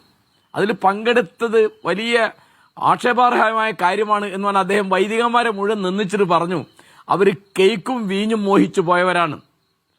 വേറൊരിക്കൽ ആൾക്കാർ മറന്നുപോയി, ഞാനത് മറന്നിട്ടില്ല. അദ്ദേഹം ചോദിക്കുന്നുണ്ട്, നമുക്ക് എന്തിനാണ് കൃഷി? കേരളത്തിന് കൃഷി ആവശ്യമില്ല, നമുക്ക് പച്ചക്കറിയും പഴവർഗ്ഗങ്ങളൊക്കെ തമിഴ്നാട്ടിൽ നിന്ന് വാങ്ങിയാൽ പോരെ. അദ്ദേഹം കൾച്ചറിന്റെ മിനിസ്റ്ററാണ്. അഗ്രികൾച്ചർ ഉണ്ടായിട്ടാണ് കൾച്ചർ ഉണ്ടാകുന്നത് അദ്ദേഹം മനസ്സിലാക്കേണ്ടതാണ്. അപ്പോ അതേ ഈ തരത്തിൽ അദ്ദേഹം എപ്പോ എങ്ങനെ എന്ത് സംസാരിച്ചാലും അതിൽ വിവേകം കുറഞ്ഞിരിക്കും. ഇപ്പൊ പറഞ്ഞെന്താന്ന് വെച്ചാൽ വളരെ അപകടമാണ്. ഞാൻ ബഹുമാനപ്പെട്ട ശ്രീ ജയേന്ദ്രനോട് ഞാൻ ഒരു വാക്ക് പറയട്ടെ. BJPയെയും മുസ്ലിം ലീഗിനെയും അദ്ദേഹം ഒരേ മട്ടിലാണ് കാണുന്നത്. പാരലായിട്ട് സമാന്തരമായിട്ടാണ് സജി ചെറിയാൻ കാണുന്നത്. BJP എന്ന് പറയുന്നത് ഹിന്ദുരാഷ്ട്ര സ്ഥാപനത്തിന് വേണ്ടി പ്രവർത്തിക്കുന്ന ഒരു പാർട്ടിയാണ്. മുസ്ലിം ലീഗ് ആണെങ്കിൽ ഇസ്ലാമിക രാഷ്ട്ര സ്ഥാപനം എന്നുള്ളത് ഒരിക്കലും അവരുടെ ലക്ഷ്യമോ അവരുടെ പ്രവർത്തന പദ്ധതിയോ ഒന്നും ആയിരുന്നില്ല. അവര് ഒരു ജനാധിപത്യത്തിൽ, മതേതരമായ ജനാധിപത്യത്തിൽ പ്രവർത്തിക്കുന്ന കൂട്ടരാണ്. അവർക്ക് പിന്നോക്കക്കാരും ന്യൂനപക്ഷക്കാരുമായ ഒരു സമുദായത്തിന്റെ പാർട്ടിയാണ്. അവർക്ക് അവരുടെ അവകാശങ്ങൾ നിലനിർത്താൻ വേണ്ടിയാണ് അവർ പ്രവർത്തിക്കുന്നത്. അവർ പറയും, CH മഹോദയ ഒരിക്കൽ എന്നോട് പറഞ്ഞ ഒരു വാക്ക് എനിക്കിപ്പോൾ ഓർമ്മ വരികയാണ്. മുസ്ലിങ്ങളായതുകൊണ്ട് ഞങ്ങൾക്ക് എന്തെങ്കിലും വേണം എന്ന് ഒരിക്കലും ഞങ്ങൾ പറയില്ല. ഞങ്ങൾ മുസ്ലിങ്ങളായി പോയതിന്റെ പേരിൽ ഞങ്ങളുടെ ന്യൂനപക്ഷക്കാരും പിന്നോക്കക്കാരുമായ അവകാശങ്ങൾ നിഷേധിക്കപ്പെടരുത് എന്ന് മാത്രമേ ഞങ്ങൾക്ക് നിലപാടുള്ളൂ എന്ന് CH പറഞ്ഞിരുന്നു. അപ്പോ ഇത് ഒന്നിച്ചത് കാണരുത്, അങ്ങനെ പറയരുത്. മാത്രമല്ല, ഇപ്പൊ നേരത്തെ സ്മൃതി പറഞ്ഞ മാതിരി ഇടതുപക്ഷത്തുനിന്ന് ലീഗിനെ ഇങ്ങോട്ട് കിട്ടാൻ വേണ്ടി ഇവർ പല പണിയെടുത്ത് അവർ വന്നില്ല എന്ന് മാത്രമേ ഉള്ളൂ. 67 ലീഗിനെ കൂട്ടി ഭരണം ഉണ്ടാക്കിയത് EMS നമ്പൂതിരിപ്പാടിന്റെ സപ്തമുന്നണിയാണല്ലോ. അപ്പോ ഇപ്പൊ നടക്കുന്നത് വെള്ളാപ്പള്ളി പണിയെടുക്കുന്നത് മുഴുവൻ BJPക്ക് വേണ്ടിയാണ്. അതേ പണി തന്നെയാണ് നിർഭാഗ്യവശാൽ നമ്മുടെ മുൻ മന്ത്രി ശ്രീ AK ബാലൻ എടുക്കുന്നത്. അതേ എന്തൊക്കെയാണ് പറഞ്ഞത് ഇപ്പോ ശ്രീ സജി ചെറിയാനും എടുക്കുന്ന അതേ പണിയാണ്. ഇപ്പോൾ വലിയ തമാശയായിട്ട് എനിക്ക് തോന്നുന്നത് NSS SNDP സൗഹൃദം എന്നുള്ള എന്തോ പുതിയ കാര്യമായിട്ട് 1903 SNDP ഉണ്ടായത്. 11 കൊല്ലം കഴിഞ്ഞിട്ടാണ് NSS ഉണ്ടായത്. സ്വാതന്ത്ര്യ ലാഭത്തിന്റെ കാലം വരെ അവർ അനവധി കാര്യങ്ങൾ ഒന്നിച്ചാണ് പ്രവർത്തിച്ചിരുന്നത്. മന്നത്ത് പത്മനാഭൻ എപ്പോഴും അദ്ദേഹത്തിന്റെ സാമൂഹ്യ പരിഷ്കരണ പ്രവർത്തനം SNDPയോട് യോജിച്ചാണ്. ഞാൻ ഉദാഹരണം പറയാം. 24-25 കാലത്ത് വൈക്കം സത്യാഗ്രഹ കാലത്ത്, അല്ലെങ്കിൽ 31-32 കാലത്ത് ഗുരുവായൂർ സത്യാഗ്രഹ കാലത്തൊക്കെ SNDPയും NSS ഒന്നിച്ചാണ് പ്രവർത്തിക്കുന്നത്. ക്ഷേത്രപ്രവേശനം കൊടുക്കണം എന്ന് പറഞ്ഞ് സവർണ ജാഥ നയിച്ച ആളുടെ പേര് മന്നത്ത് പത്മനാഭൻ എന്നാണ്. 1946 കാലത്ത് തിരുവിതാംകൂറിൽ സർ CPയുടെ ദുർഭരണത്തിനെതിരായിട്ട് ഒന്നിച്ചാണ് SNDPയും NSSും സമരം ചെയ്യുന്നത്. മാത്രമല്ല, ഈ NSSന്റെ പ്രധാനപ്പെട്ട നേതാവ് എന്നും മന്നമാണല്ലോ. അദ്ദേഹം കോൺഗ്രസ്സുകാരനായിരുന്നു. 64 മാത്രമാണ് അദ്ദേഹം കേരള കോൺഗ്രസ് ഉണ്ടാക്കുന്ന സമയത്താണ് അദ്ദേഹം കോൺഗ്രസിൽ നിന്ന് പിരിയുന്നത്. അതിനു മുമ്പ് വിമോചന സമരകാലത്തെ നേതാവ് എന്ന് പറയുന്ന ആരാണ്? മന്നമാണ്. പിന്നെ SNDPയുടെ നേതാക്കന്മാരൊക്കെ, പ്രധാനപ്പെട്ട പഴയകാല നേതാക്കന്മാരൊക്കെ കോൺഗ്രസ്സുകാരാണ്. അതിലിപ്പോ TK മാധവനാണെങ്കിലും സഹോദരൻ അയ്യപ്പനാണെങ്കിലും C കേശവനാണെങ്കിലും R ശങ്കറാണെങ്കിലും ഒക്കെ. R ശങ്കർ 10 കൊല്ലം SNDPയുടെ സെക്രട്ടറി ആയിരുന്നു. അദ്ദേഹമാണ് 62-64 കാലത്ത് കോൺഗ്രസിന്റെ മുഖ്യമന്ത്രിയായിട്ട് കേരളം ഭരിച്ചത്. അപ്പോ ഇവരൊക്കെ ഒന്നിച്ചുണ്ടായിരുന്ന ആളുകളാണ്, പല കാര്യങ്ങളിൽ ഒന്നിച്ചവരാണ്. അതൊക്കെ പുതിയ എന്തോ കാര്യമാണ്, നായർ ഈഴവ സൗഹൃദം എന്നൊക്കെ പറഞ്ഞ് വരുമ്പോൾ എനിക്ക് വളരെ തമാശ തോന്നുകയാണ്. കാരണം സമാന്തരമായി പ്രവർത്തിക്കുമ്പോൾ സാമൂഹ്യ പരിഷ്കരണ രംഗത്ത് ഒന്നിച്ച് പ്രവർത്തിച്ച കൂട്ടരാണ്. പിന്നീട് ഇപ്പോ അത്തരം ചരിത്രങ്ങളൊക്കെ ഓർമ്മയില്ലാത്തവരോ അത്തരം പരിഷ്കരണ ദൗത്യങ്ങളോ നവോത്ഥാന ദൗത്യങ്ങളോ ഏറ്റെടുക്കാൻ പ്രാപ്തിയില്ലാത്തവരായ ആളുകളുടെ നേതൃത്വത്തിലാണ് ഈ രണ്ട് സംഘടനയും നിർഭാഗ്യവശാൽ ഇപ്പൊ പ്രവർത്തിക്കുന്നത്. BJPയെ പിന്തുണയ്ക്കുക എന്നുള്ളത്, കാരണം SNDPക്ക് എപ്പോഴെങ്കിലും ഒരു രാഷ്ട്രീയം ഉണ്ടായിരുന്നെങ്കിൽ അതെന്നും കോൺഗ്രസിന്റെ രാഷ്ട്രീയമാണ്. ഈ അടുത്ത കാലത്ത് അത് മാറിയിട്ട് SNDPയിലും NSSലൊക്കെ മാറ്റമുണ്ട്. SNDPയിൽ വലിയ ശതമാനം. അപ്പോ NSSന്റെ പ്രധാനപ്പെട്ട നേതാവ് മന്നത്തിന്റെ ഒറ്റവാക്കിൽ അദ്ദേഹത്തിന്റെ രാഷ്ട്രീയം പറഞ്ഞാൽ അദ്ദേഹം എന്നും കമ്മ്യൂണിസ്റ്റ് വിരുദ്ധനായിരുന്നു. അതുകൊണ്ടാണ് വിമോചന സമരകാലത്ത് അദ്ദേഹം അതിന്റെ നായകനായത്. അന്നത്തെ ഒരു മുദ്രാവാക്യം എനിക്കിപ്പോഴും ഓർമ്മയുണ്ട്. മന്നം പട്ടം ശങ്കർ ചാക്കോ ബാഫയ്ക്ക് തങ്ങൾ സിന്ദാബാദ്. മന്നം, അത് കഴിഞ്ഞ് പിന്നെ പട്ടം എന്നാണുള്ള ശങ്കർ, R ശങ്കറാണ്. കോൺഗ്രസിന്റെ നേതാവാണ്, SNDPയുടെ നേതാവാണ്. വിമോചന സമരം നടക്കുമ്പോൾ SNDPയുടെ സെക്രട്ടറി R. ശങ്കറാണ്. അപ്പോൾ ഇവർ ഒന്നിച്ചായിരുന്നു പല കാര്യങ്ങളിലും. ഇപ്പോൾ പല കാര്യങ്ങൾ മാറി. വെള്ളാപ്പള്ളി നടേശന് ഇപ്പോൾ വേണ്ടത് എന്താണ്? അദ്ദേഹത്തിന്റെ മകൻ നേതാവായിട്ടുള്ള BDJS ഉൾപ്പെട്ട NDAക്ക് ഒരു മേൽക്കൈ കിട്ടണം. അപ്പൊ ഇവിടെ സമുദായ ധ്രുവീകരണം ഉണ്ടാക്കി, സാമുദായികമായ ചേരിതിരുണ്ടാക്കി BJPയുടെ വോട്ട് ബാങ്ക് ശക്തിപ്പെടുത്തുക എന്നുള്ളതാണ് വെള്ളാപ്പള്ളിയുടെ ദൗത്യം. അത് വളരെ വ്യക്തമാണ്. അദ്ദേഹം മുസ്ലിം ലീഗിനെ വിമർശിക്കുന്ന എനിക്ക് ഒന്നും പറയാനില്ല, അതൊക്കെ രാഷ്ട്രീയത്തിലുള്ളതാണ്. നേരെ മറിച്ച് അദ്ദേഹം വിമർശിക്കുന്ന ആരെയാണ്? അദ്ദേഹം പറയാണ് മലപ്പുറം ജില്ലയിൽ ഈഴവർക്ക് ജീവിക്കാൻ നിവൃത്തിയില്ല. അതിന് മറുപടി പറയേണ്ടത് വെള്ളാപ്പള്ളി നടേശനല്ല, അല്ല മുസ്ലിം ലീഗുകാരല്ല. അതിന് മറുപടി പറയേണ്ടത് സംസ്ഥാന മുഖ്യമന്ത്രി ശ്രീ പിണറായി വിജയനാണ്. എന്താ കാരണം? ഇവിടെ ഒരു ജില്ലയിൽ ഏതെങ്കിലും ഒരു സമുദായത്തിന് പേടി കൂടാതെ ജീവിക്കാൻ നിവൃത്തിയില്ല എന്ന് പറഞ്ഞാൽ അത് ആഭ്യന്തര വകുപ്പിന്റെ വീഴ്ചയാണ് കാണിക്കുന്നത്. പിന്നെ അദ്ദേഹം പറയാണ് ക്രിസ്ത്യാനികൾ മുസ്ലിങ്ങളെ പേടിച്ചാണ് ജീവിക്കുന്നത്. അതിനും മറുപടി വരേണ്ടത് ആഭ്യന്തര വകുപ്പാണ്. ഇങ്ങനെ ഇപ്പൊ ക്രിസ്ത്യാനികൾ അദ്ദേഹം എന്തൊക്കെയാ ആക്ഷേപിച്ചത്? അദ്ദേഹം പറഞ്ഞില്ലേ, ഇവിടുത്തെ ക്രിസ്ത്യൻ ചർച്ചുകളിൽ വിദേശ പണം കുന്നുകൂടുകയാണ്, കണക്കല്ലാത്ത പണം വരുന്നുണ്ട്. വേറൊരിക്കൽ പറയാണ് പണം കൊടുത്ത ആളുകളെ മതം മാറ്റുന്നുണ്ട് ക്രിസ്ത്യാനികൾ. അതൊക്കെ ക്രിമിനൽ കുറ്റമാണ്. ഒന്നുകിൽ അതിന് മുഖ്യമന്ത്രി നടപടിയെടുക്കണം, അല്ലെങ്കിൽ ഇത്തരം പ്രസ്താവനകൾ നിരന്തരം പുറപ്പെടുവിക്കുന്ന ഒരാളുടെ വിദ്വേഷ പ്രസംഗത്തിനായിട്ട് നടപടിയെടുക്കണം. അത്തരം നടപടികളൊന്നുമില്ല. അത് നിർത്തി. അപ്പോ കാരണം ഐക്യപ്പെടൽ നസ്രാണി പറയാണല്ലോ, ഇപ്പോൾ അതില്ല. ഇപ്പോൾ അവർക്കെതിരെ ഒന്നിക്കണം. നായാടി മുതൽ നസ്രാണി വരെ. അപ്പൊ ഇതിന്റെ ഇപ്പോഴത്തെ ഒരു രാഷ്ട്രീയം എനിക്ക് മനസ്സിലായ എന്താന്ന് വിചാരിച്ചാല് മുസ്ലിം സമൂഹത്തെ ഒറ്റപ്പെടുത്തുക. അതുപോലെ തന്നെ ഈ രണ്ടുപേർ ഇപ്പൊ അദ്ദേഹം എന്തൊക്കെ അസംബന്ധ പറയുന്നത്, NSS SNDP സൗഹൃദത്തെ കലക്കി കളഞ്ഞത് മുസ്ലിം ലീഗാണ്. അപ്പൊ മുസ്ലിം ലീഗിൽ ഇത്ര വലിയ സ്വാധീനമുണ്ടോ അദ്ദേഹത്തിന്റെ മുകളിൽ?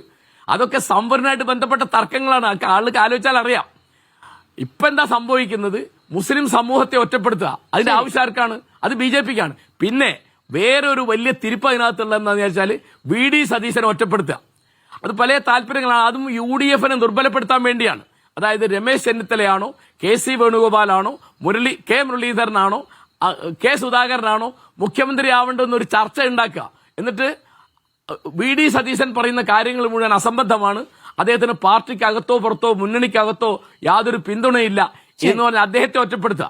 അപ്പോ ഒരു വെടിക്ക് രണ്ട് പക്ഷി എന്ന് പറഞ്ഞ മാതിരി വെള്ളാപ്പള്ളി നടേശന്റെയും സുകുമാരൻ നായരുടെയും ഈ സംയുക്തമായ നീക്കം എന്ന് പറയുന്നത് പ്രധാനമായും BJPയെ സഹായിക്കാനാണ്.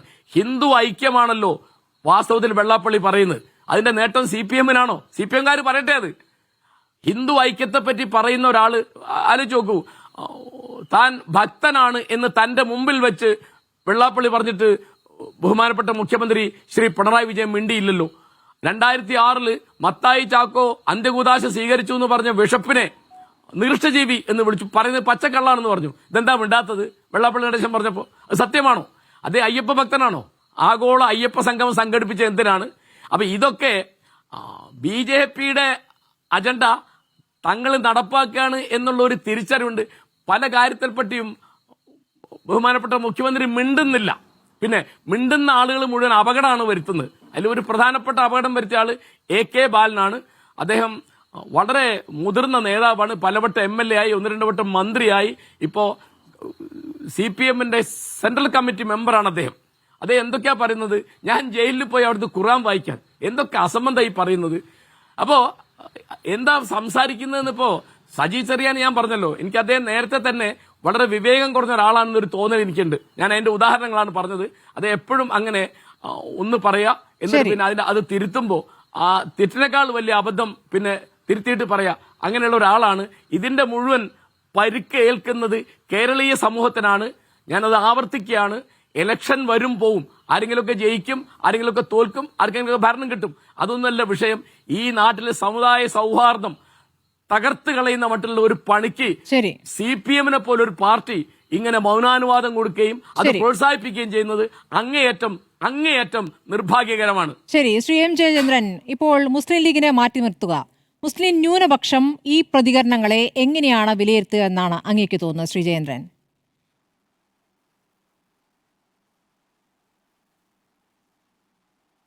ഇത് ഇപ്പോ കാരശ്ശേരി മാഷ് ഇപ്പൊ പറഞ്ഞല്ലോ, BJPയും പിന്നെ മുസ്ലിം ലീഗും ഒരുപോലെയാണ് എന്നുള്ളൊരു കാഴ്ചപ്പാട് സൃഷ്ടിക്കുക എന്നുള്ളതാണ് CPIM-ന്റെ ലക്ഷ്യം, ഉന്നം. സജി ചെറിയാൻ അതാണ് ചെയ്യുന്നത് എന്നാണ് അദ്ദേഹം ആരോപിക്കുന്നത്. അങ്ങനെയല്ല മാഷേ. ഇവിടെ ഈ എല്ലാവർക്കും അറിയുന്നത് പോലെ, അങ്ങ് ശരിയായി ചൂണ്ടിക്കാണിച്ചതുപോലെയും ഹിന്ദുരാഷ്ട്രമാണ് അവരുടെ ലക്ഷ്യം. പക്ഷേ ലീഗിന് അങ്ങനെ ഒരു ലക്ഷ്യമുള്ളതായിട്ട് ഏതെങ്കിലും CPIM നേതാക്കളോ CPIM-ന്റെ ഏതെങ്കിലും തീരുമാനങ്ങളോ ഉണ്ടായിട്ടില്ല എന്ന് മാത്രമല്ല, ഞാൻ തന്നെ മറ്റ് പല ചാനലുകളിലും ചർച്ചയിൽ പറഞ്ഞിട്ടുണ്ട്. ഇവരുടെ ഒരു പ്രാധാന്യം ഇപ്പോഴും എൻ്റെ അറിവിൽ, അങ്ങേക്ക് തെറ്റാണെങ്കിൽ തിരുത്താം, എൻ്റെ അറിവിൽ വീട്ടിൽ ഉറുദു സംസാരിക്കാത്ത മുസ്ലിങ്ങളുള്ള ഏക പ്രദേശം കേരളമാണ് എൻ്റെ അറിവിൽ. മറ്റ് പല സ്റ്റേറ്റുകളിലും വീട്ടിൽ മുസ്ലിങ്ങൾ സംസാരിക്കുന്നത് ഉറുദു ഭാഷയാണ്. കേരളത്തിലെ മുസ്ലിങ്ങൾക്ക് അത് അറിയാൻ വയ്യാഞ്ഞിട്ടല്ല, പക്ഷെ കേരളത്തിലെ ആ സെക്കുലർ ഫാബ്രിക്കുമായിട്ട് അത്രയേറെ അവർ താതാത്മ്യം പ്രാപിച്ചു കഴിഞ്ഞവരാണ്. ഒന്ന്. രണ്ടാമത്, ബാബറി മസ്ജിദിന്റെ കാലത്ത് പണക്കാട് തങ്ങൾ സ്വീകരിച്ചൊരു നിലപാട് എല്ലാവർക്കും അങ്ങേയറ്റം പ്രൈസ് ചെയ്തൊരു നിലപാടാണ് അദ്ദേഹത്തിന്. അതുകൊണ്ടാണ് കേരളത്തിൽ അന്ന് ആ സമയത്ത് കലാപങ്ങളൊന്നും ഉണ്ടാവാതെ പോയതും അതെല്ലാവർക്കും അറിയുന്നതാണ്. അതുപോലെ അങ്ങ് പറഞ്ഞ CH-ന്റെ കാര്യം ഒക്കെ അതൊന്നും ഒരു കാലത്തും ഒരു പാർട്ടിയും വിസ്മരിക്കാനേ കഴിയില്ല. പക്ഷെ ഇവിടെ അതല്ല പ്രശ്നം. ഈ മുസ്ലിം ലീഗിന്റെ കൂടെ കൂട്ടിയിരിക്കുന്ന ജമാഅത്തെ ഇസ്ലാമിയാണ് മുഖ്യ പ്രശ്നം എന്നുള്ളത് അങ്ങേക്കും അറിയാം. അതാണ് വിമർശിക്കപ്പെടുന്നതും അതുതന്നെയാണ്. ഈ CPM-നെ ഒരു പുതിയ വ്യാഖ്യാനം കൊടുത്തല്ലോ. ആദ്യം അത് കൊടുക്കുന്ന ജമാഅത്തെ ഇസ്ലാമി ഹാൻഡിൽസിൽ നിന്നാണ് വരുന്നത്. ലെഫ്റ്റ് ഹിന്ദുത്വ എന്നാണ് ടെർമിനോളജി വരുന്നത്. ഇടത് ഹിന്ദുത്വ എന്നാണ് വരുന്നത്. അപ്പൊ ആ ഇടത് ഹിന്ദുത്വ എന്നുള്ള ടെർമിനോളജി വരുമ്പോൾ സ്വാഭാവികമായും അതിനെ ഡിഫെൻഡ് ചെയ്യേണ്ടി വരും. സ്വാഭാവികമാണത്. ലെഫ്റ്റ് ഹിന്ദുത്വ ആണോ?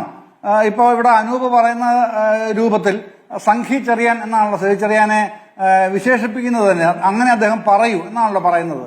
പക്ഷേ ജമാഅത്തെ ഇസ്ലാമിയുടെ നിലപാടുകളുമായി അങ്ങ് പറഞ്ഞതുപോലെയല്ല. അവർക്ക് മതരാഷ്ട്രവാദം തന്നെയാണ് അടിസ്ഥാന പ്രമാണം. ആ അടിസ്ഥാന പ്രമാണത്തെ ചോദ്യം ചെയ്യേണ്ടതുണ്ട്. അതുതന്നെയാണ് കാതലായ പ്രശ്നവും ഇഷ്യൂവും അതുതന്നെയാണ്. ആ ഇഷ്യൂവിനെ അഡ്രസ് ചെയ്തുകൊണ്ടാണ് പലപ്പോഴും എതിർഭാഗത്ത് നിൽക്കുന്നത്. അത് എത്രത്തോളം തുറന്നു പറയാൻ CPIM നേതാക്കൾക്ക് പരസ്യമായി കഴിയുന്നുണ്ട് എന്നുള്ളത് മറ്റൊരു ഡിബേറ്റിംഗ് പോയിന്റ് തന്നെയാണ്. ഞാൻ അതിനോട് യോജിക്കുകയും ചെയ്യുന്നു. അത് ഡിബേറ്റിംഗ് ഇഷ്യൂ ആണെന്നുള്ളതിൽ എത്രത്തോളം തങ്ങൾ തുറന്നു പറയുന്നുണ്ട്, അല്ലെങ്കിൽ എത്രത്തോളം ഡിബേറ്റ് ചെയ്യപ്പെടുന്നുണ്ട്, എത്രത്തോളം ജനങ്ങൾ ഏറ്റെടുക്കുന്നുണ്ട്. പക്ഷെ ഇതുകൊണ്ട് അതാണല്ലോ സ്മൃതിയുടെ ചോദ്യം, അതാണല്ലോ മുസ്ലിം സമുദായം എന്നുള്ള നിലയിൽ ഏതെങ്കിലും തരത്തിൽ ഇറിറ്റേറ്റഡ് ആണോ? അല്ല, ഇതുകൊണ്ട് ഇറിറ്റേറ്റഡ് അല്ല. പക്ഷെ മറ്റു ചില കാരണങ്ങൾ കൊണ്ട് ഇറിറ്റേറ്റഡ് ആണ്. അതിന്റെ ചില സൂചനകൾ ഞാൻ ഇന്നത്തെ ചർച്ചയിൽ പറയുകയും ചെയ്തു. ഇന്ന് ആവർത്തിക്കുന്നതിൽ ശരിയല്ലല്ലോ, അതുകൊണ്ട് ഞാൻ ആ ആവർത്തനം നടത്തുന്നില്ല. അത്തരത്തിലുള്ള ചില ചെറിയ റിഫ്റ്റുകൾ പലയിടങ്ങളിലും ഉള്ളത് മറ്റൊരു ആസ്പെക്റ്റാണത്. ഇതുമായി രാഷ്ട്രീയവുമായി കൂട്ടിച്ചേർത്ത് വായിക്കേണ്ടതോ വ്യാഖ്യാനിക്കേണ്ടതോ ഒന്നല്ല ഞാൻ ഇന്നലെ പറഞ്ഞ കാര്യം. പക്ഷെ അത് ഉണ്ടാവുന്നുണ്ട് എന്നുള്ളത് വസ്തുതയുമാണ്. അപ്പോൾ ഈ സജി ചെറിയാൻ പറഞ്ഞതും അത് തന്നെയാണ്. സത്തയിൽ ഈ രണ്ട് ഭൂരിപക്ഷ വർഗീയതയും ന്യൂനപക്ഷ വർഗീയതയും എങ്ങനെയാണ് ഒരു തെരഞ്ഞെടുപ്പ് കാലത്ത് സ്വന്തം അജണ്ടകൾ സെറ്റ് ചെയ്ത് അത് വിജയിപ്പിക്കുന്നത് എന്നുള്ളതിന്റെ ഉദാഹരണമാണ് കാസർഗോഡ് മുനിസിപ്പാലിറ്റിയും അതുപോലെ തന്നെ മലപ്പുറം ജില്ലാ പഞ്ചായത്തും എന്നുള്ളത് CPIM-ന്റെ കാഴ്ചപ്പാടെന്നുള്ള നിലയിലായിരിക്കണമല്ലോ. എന്നിട്ട് അദ്ദേഹം പറയുന്നുണ്ട് അത് ചർച്ച ചെയ്യപ്പെടേണ്ടതാണ് എന്ന് തന്നെ സജി ചെറിയാൻ പറയുന്നുമുണ്ട്. അപ്പൊ അത് ശരിയായ അർത്ഥത്തിൽ തന്നെ അതിനെ എടുക്കുന്നതിന് എന്താ കുഴപ്പം? സംഘി ചെറിയാൻ എന്ന് പറയുന്നതിന് പകരം അങ്ങനെ നിങ്ങൾ പറയുന്നുണ്ടെങ്കിൽ, ഇപ്പോൾ സ്മൃതി ചൂണ്ടിക്കാണിച്ച പുലാമന്തോളിനടക്കം പ്രശ്നങ്ങൾ ഉണ്ടെങ്കിൽ, പ്രിയപ്പെട്ട ഷാഫി പറഞ്ഞതുപോലെ വൈസ് പ്രസിഡന്റിന്റെ കാര്യം അടക്കം അവിടെ ഉണ്ടെങ്കിൽ അത്തരം പ്രശ്നങ്ങൾ ചർച്ചയിൽ വരേണ്ടതാണെന്നേ. കാര്യം നമ്മൾ കേരളീയ സമൂഹത്തിൽ നാളെ ജീവിക്കേണ്ടവരാണല്ലോ. അപ്പൊ അത്തരത്തിലുള്ള സെക്യുലർ ഫാബ്രിക് തകർന്നിട്ടില്ല എന്ന് തെളിയിക്കുന്ന ലീഗ് ഏത് തരത്തിലാണ് ഹിന്ദു വിഭാഗത്തെ കൂടി ഉൾക്കൊള്ളുന്നത് എന്ന് കാണിക്കുന്ന ചിത്രങ്ങളാണ് ആ പറഞ്ഞ പേരുകൾ എന്നുള്ളതാണ് സജി ചെറിയാന്റെ പ്രതികരണം. അങ്ങിപ്പോ പറഞ്ഞല്ലോ BJP വേഴ്സസ് മുസ്ലിം ലീഗ് എന്നില്ല എന്ന്. BJP വേഴ്സസ് മുസ്ലിം ലീഗ് എന്ന പ്രതീതി സൃഷ്ടിക്കാൻ സജി ചെറിയാൻ ശ്രമിക്കുന്നു എന്നിടത്താണ് നമ്മൾ ഈ ചർച്ച നടത്തുന്നതെന്നേ. നമ്മുടെ രാജ്യത്ത് RSS ഉയർത്തുന്ന വർഗീയതയെ നേരിടാൻ മതനിരപേക്ഷത ഉയർത്തിപ്പിടിച്ചേ കഴിയുകയുള്ളൂ. അതിന് കേരളത്തിൽ നമ്മൾ അത് ചെയ്യുന്നുണ്ട്. അദ്ദേഹത്തിന്റെ വാചകങ്ങളാണ് ഞാൻ വായിക്കുന്നത്. ഇന്ത്യയിലെ വിവിധ സംസ്ഥാനങ്ങളിൽ നടന്ന തെരഞ്ഞെടുപ്പുകളിൽ BJP വിജയിച്ചതിൽ പ്രത്യേകിച്ച് മുസ്ലിം വിഭാഗത്തിൽ നിന്നോ ന്യൂനപക്ഷ വിഭാഗത്തിൽ നിന്നോ ഒരാൾ പോലുമില്ല. ഇന്ന് നമ്മുടെ രാജ്യം കണ്ടുപിടിക്കുന്ന ഒരു അപകടമാണ്. രാജ്യത്ത് 22% വരുന്ന ഒരു ജനവിഭാഗത്തിന്റെ ഒരു പ്രതിനിധി പോലും BJPയുടെ പേരിൽ ഇന്ത്യൻ പാർലമെന്റിൽ കൊണ്ടുവരാൻ കഴിഞ്ഞിട്ടില്ല എന്ന് പറഞ്ഞാൽ അപകടകരമായ അവസ്ഥ രാജ്യത്ത് വളർന്നു വരുന്നു. ഇത് കേരളത്തിൽ സംഭവിക്കരുത്. ഇവിടെ RSS ഉയർത്തുന്ന വർഗീയതയെ ന്യൂനപക്ഷ വർഗീയത കൊണ്ട് നേരിടാൻ കഴിയില്ല. ഇവിടെ ആരാണ് ന്യൂനപക്ഷ വർഗീയത കൊണ്ട് നേരിടുന്നത്? കേരളത്തിൽ ഇടതുപക്ഷത്തെ ശക്തിപ്പെടുത്തിക്കൊണ്ട് മാത്രമേ അതിന് കഴിയുകയുള്ളൂ.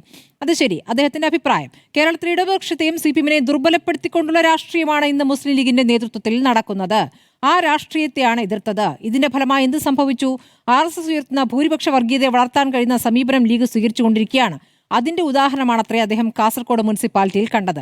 കാസർഗോഡ് മുനിസിപ്പാലിറ്റിയിൽ അവിടുത്തെ ആളുകളുടെ പേര് നോക്കണമെന്ന് പറഞ്ഞാൽ ഏതെങ്കിലും ഒരു പ്രത്യേക മതവിഭാഗത്തിന്റെ പേര് നോക്കാനല്ല ഞാൻ പറഞ്ഞത്. നിങ്ങൾ നോക്കൂ, അവിടെ 39 സീറ്റുണ്ട്. മതേതരത്വം പറഞ്ഞ് ഞങ്ങളുടെ പാർട്ടിക്ക് കിട്ടിയത് ഒരു സീറ്റാ CPM-ന് കിട്ടിയത്. ഞങ്ങളുടെ സ്വതന്ത്രനായിട്ട് ഒരാൾ ജയിച്ചു. കോൺഗ്രസ് മതേതരം പറയുന്ന പാർട്ടിക്ക് കിട്ടിയത് 2 സീറ്റാ. അവിടെ വർഗീയത പറഞ്ഞ BJP-ക്ക് ഹിന്ദു ഭൂരിപക്ഷ മേഖലയിൽ 12 സീറ്റ് ജയിച്ചു. അപ്പോൾ ഏത് മതവിഭാഗത്തിന്റെ വോട്ടാണ് അവർക്ക് കിട്ടിയത്? അവിടുത്തെ ലീഗ് മുസ്ലിം ഭൂരിപക്ഷമുള്ള പ്രദേശത്ത് 22 സീറ്റ് ജയിച്ചു. ഈ പറഞ്ഞ BJP ജയിച്ച ആളുടെ പേരും ഈ പറഞ്ഞ ലീഗ് ജയിപ്പിച്ച ആളുടെ പേരും നിങ്ങൾ വായിക്കാനേ ഞാൻ പറഞ്ഞുള്ളൂ. ഇതിലെന്ത് തെറ്റാണ് നിങ്ങൾ കാണുന്നത് എന്നാണ് പറയുന്നത്. ഇപ്പോൾ ഇത് ഇത്രയും വായിച്ചിട്ട് അങ്ങേക്ക് മനസ്സിലാക്കാൻ ആയത് എന്താണെന്ന് എനിക്ക് അറിയേണ്ടതുണ്ട്. ഈ അപകടം കേരളത്തിൽ വരാൻ ഭാവിയിൽ സാധ്യതയുണ്ടെന്നാണ് അദ്ദേഹം പറയുന്നത്. വർഗീയമായ ചേരിതിരിവ് വന്നു കഴിഞ്ഞാൽ ആളുകൾ വർഗീയമായി ചിന്തിക്കുമ്പോൾ അവരിൽ തീവ്രവാദപരമായ അല്ലെങ്കിൽ ജാതി രാഷ്ട്രീയം പ്രത്യേകിച്ച് എടുത്തു പറയുന്ന ആളുകൾക്ക് കൂടുതൽ സഹായകരമാകുന്ന നിലപാട് വരുന്നു. എങ്ങനെയൊക്കെയാണ് വളച്ചു കെട്ടിയ ഒരു കാര്യം പറയുന്നത്? തിരിച്ചു കേന്ദ്രത്തിലേക്ക് പോകും മുമ്പ് 2022 ഡിസംബർ 10 MV ഗോവിന്ദൻ പറഞ്ഞത് കേൾക്കാം. മുസ്ലിം ലീഗിനെ സംബന്ധിച്ച് ഒരു ജനാധിപത്യ പാർട്ടി എന്ന രീതിയിലാണല്ലോ പൊതുവായിട്ട് കാണുന്നത്. ന്യൂനപക്ഷ വിഭാഗങ്ങളുമായിട്ട് ബന്ധപ്പെട്ട ഒരു ജനാധിപത്യ പാർട്ടി എന്ന രീതിയിലാണ് ഞങ്ങൾ പാർട്ടി എന്ന രീതിയിൽ രേഖയിൽ തന്നെ വ്യക്തമാക്കിയത്.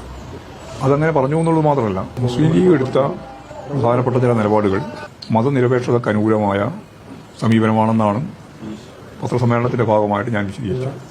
അത് ഗവർണറുടെ കാവ്യവൽക്കരിക്കുന്നതിന് വേണ്ടിയുള്ള നിലപാടായാലും അതുപോലെ വർഗീയ പരാമർശം നടത്തിക്കൊണ്ടുള്ള ചിലരുടെ ഭാഗത്തുണ്ടായ പ്രതികരണമായാലും അതിനെല്ലാം ഒരു മതനിരപേക്ഷ ഉള്ളടക്കത്തോടുകൂടി കാണാനും അതിന്റെ ഭാഗമായിട്ട് കാര്യങ്ങൾ അവതരിപ്പിക്കാനും മുസ്ലിം ലീഗ് നിലപാട് സ്വീകരിച്ചിട്ടുണ്ട്. അതിനെ സ്വാഗതം ചെയ്യുന്നു എന്നാണ് ഞാൻ ചൂണ്ടിക്കാണിച്ചത്. ഇനി സജി ചെറിയാൻ പറഞ്ഞത് കേൾക്കാം. ശരി, അത് ചെറിയ സാങ്കേതിക പ്രശ്നമുണ്ട്. നമ്മൾ കേട്ടതാണ് ഏറ്റവും പുതിയ പ്രതികരണം. അപ്പോൾ ആ നിലപാടല്ല ഇപ്പോൾ ലീഗുമായി ബന്ധപ്പെട്ട് എന്നല്ലേ മനസ്സിലാക്കേണ്ടത് ശ്രീജേന്ദ്രൻ?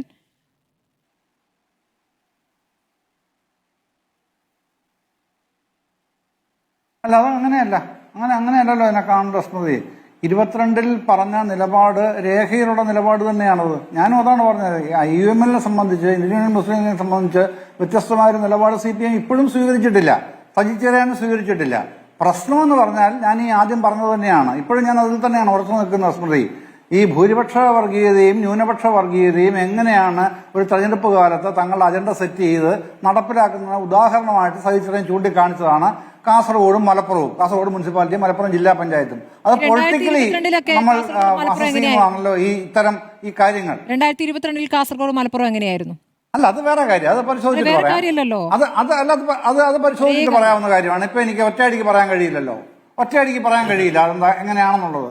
പക്ഷേ സജി ചെറിയാനെ വർഗീയവാദിയാക്കേണ്ട യാതൊരു കാര്യവുമില്ല. അതല്ലല്ലോ അദ്ദേഹം വർഗീയവാദത്തിന് വേണ്ടി ഏതെങ്കിലും തരത്തിലുള്ള പ്രോത്സാഹനം നടത്തുകയല്ലല്ലോ ചെയ്യുന്നത്. ഇത്തരത്തിൽ ന്യൂനപക്ഷ വർഗീയതയാണെങ്കിലും ഭൂരിപക്ഷ വർഗീയതയാണെങ്കിലും അത് നമുക്ക് ഉണ്ടാക്കുന്ന പരുക്ക് അതാണ് കാണേണ്ടത്. അതിന് സതീശൻ പ്രോത്സാഹനം നൽകുന്നു എന്നുള്ളതാണ് അദ്ദേഹം അടിവരയിട്ട് പറയുന്ന പ്രശ്നം. അതെങ്ങനെയാണ് പ്രോത്സാഹിപ്പിക്കുന്നത് ലീഗിൽ കാണുന്നു എന്ന് പറഞ്ഞുകൊണ്ടേ ഇരിക്കുമ്പോൾ എവിടെയാണ് കാണുന്നത്? എന്ത് വർഗീയതയുടെ ദൃശ്യങ്ങളാണ് നമ്മൾ ഇവിടെ കാണുന്നത്? അല്ല, അത് ജമാഅത്തെ ഇസ്ലാമിയോടുള്ള അവരുടെ താല്പര്യവും വെൽഫെയർ പാർട്ടിയെ UDF-നെ സഖ്യകക്ഷിയാക്കിയതും തന്നെയാണ് അതുമായി ബന്ധപ്പെട്ടുള്ള പരാമർശം. അടിസ്ഥാനം അത് തന്നെയാണ്, മറ്റൊന്നുമല്ല. വെൽഫെയർ പാർട്ടി UDF-ലെ ഭാഗമാണോ എന്നാണ് VD സതീശൻ പറഞ്ഞിട്ടുള്ളത്. അതാണ് എനിക്കറിയാവുന്നത്. അങ്ങനെ അസത്യം പറയാതെ, എനിക്കറിയാവുന്ന അങ്ങനെയാണ് അദ്ദേഹം പച്ചക്കളം പറയുന്നത് ഭയങ്കര മോശമല്ലേ? നമ്മൾ അസത്യം പറയാതിരിക്കൂ. ചർച്ചയിൽ കൃത്യമായ കാര്യങ്ങൾ പറയണ്ടേ?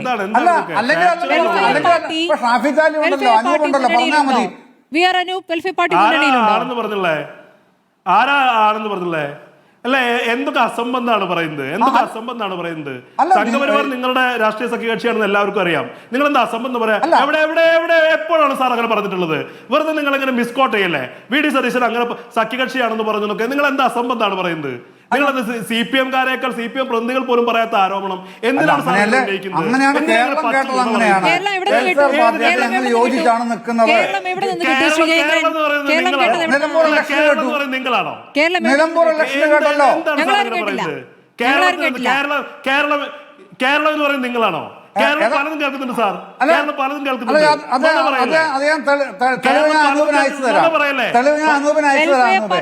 എല്ലാവർക്കും കേൾക്കാം. ശ്രീ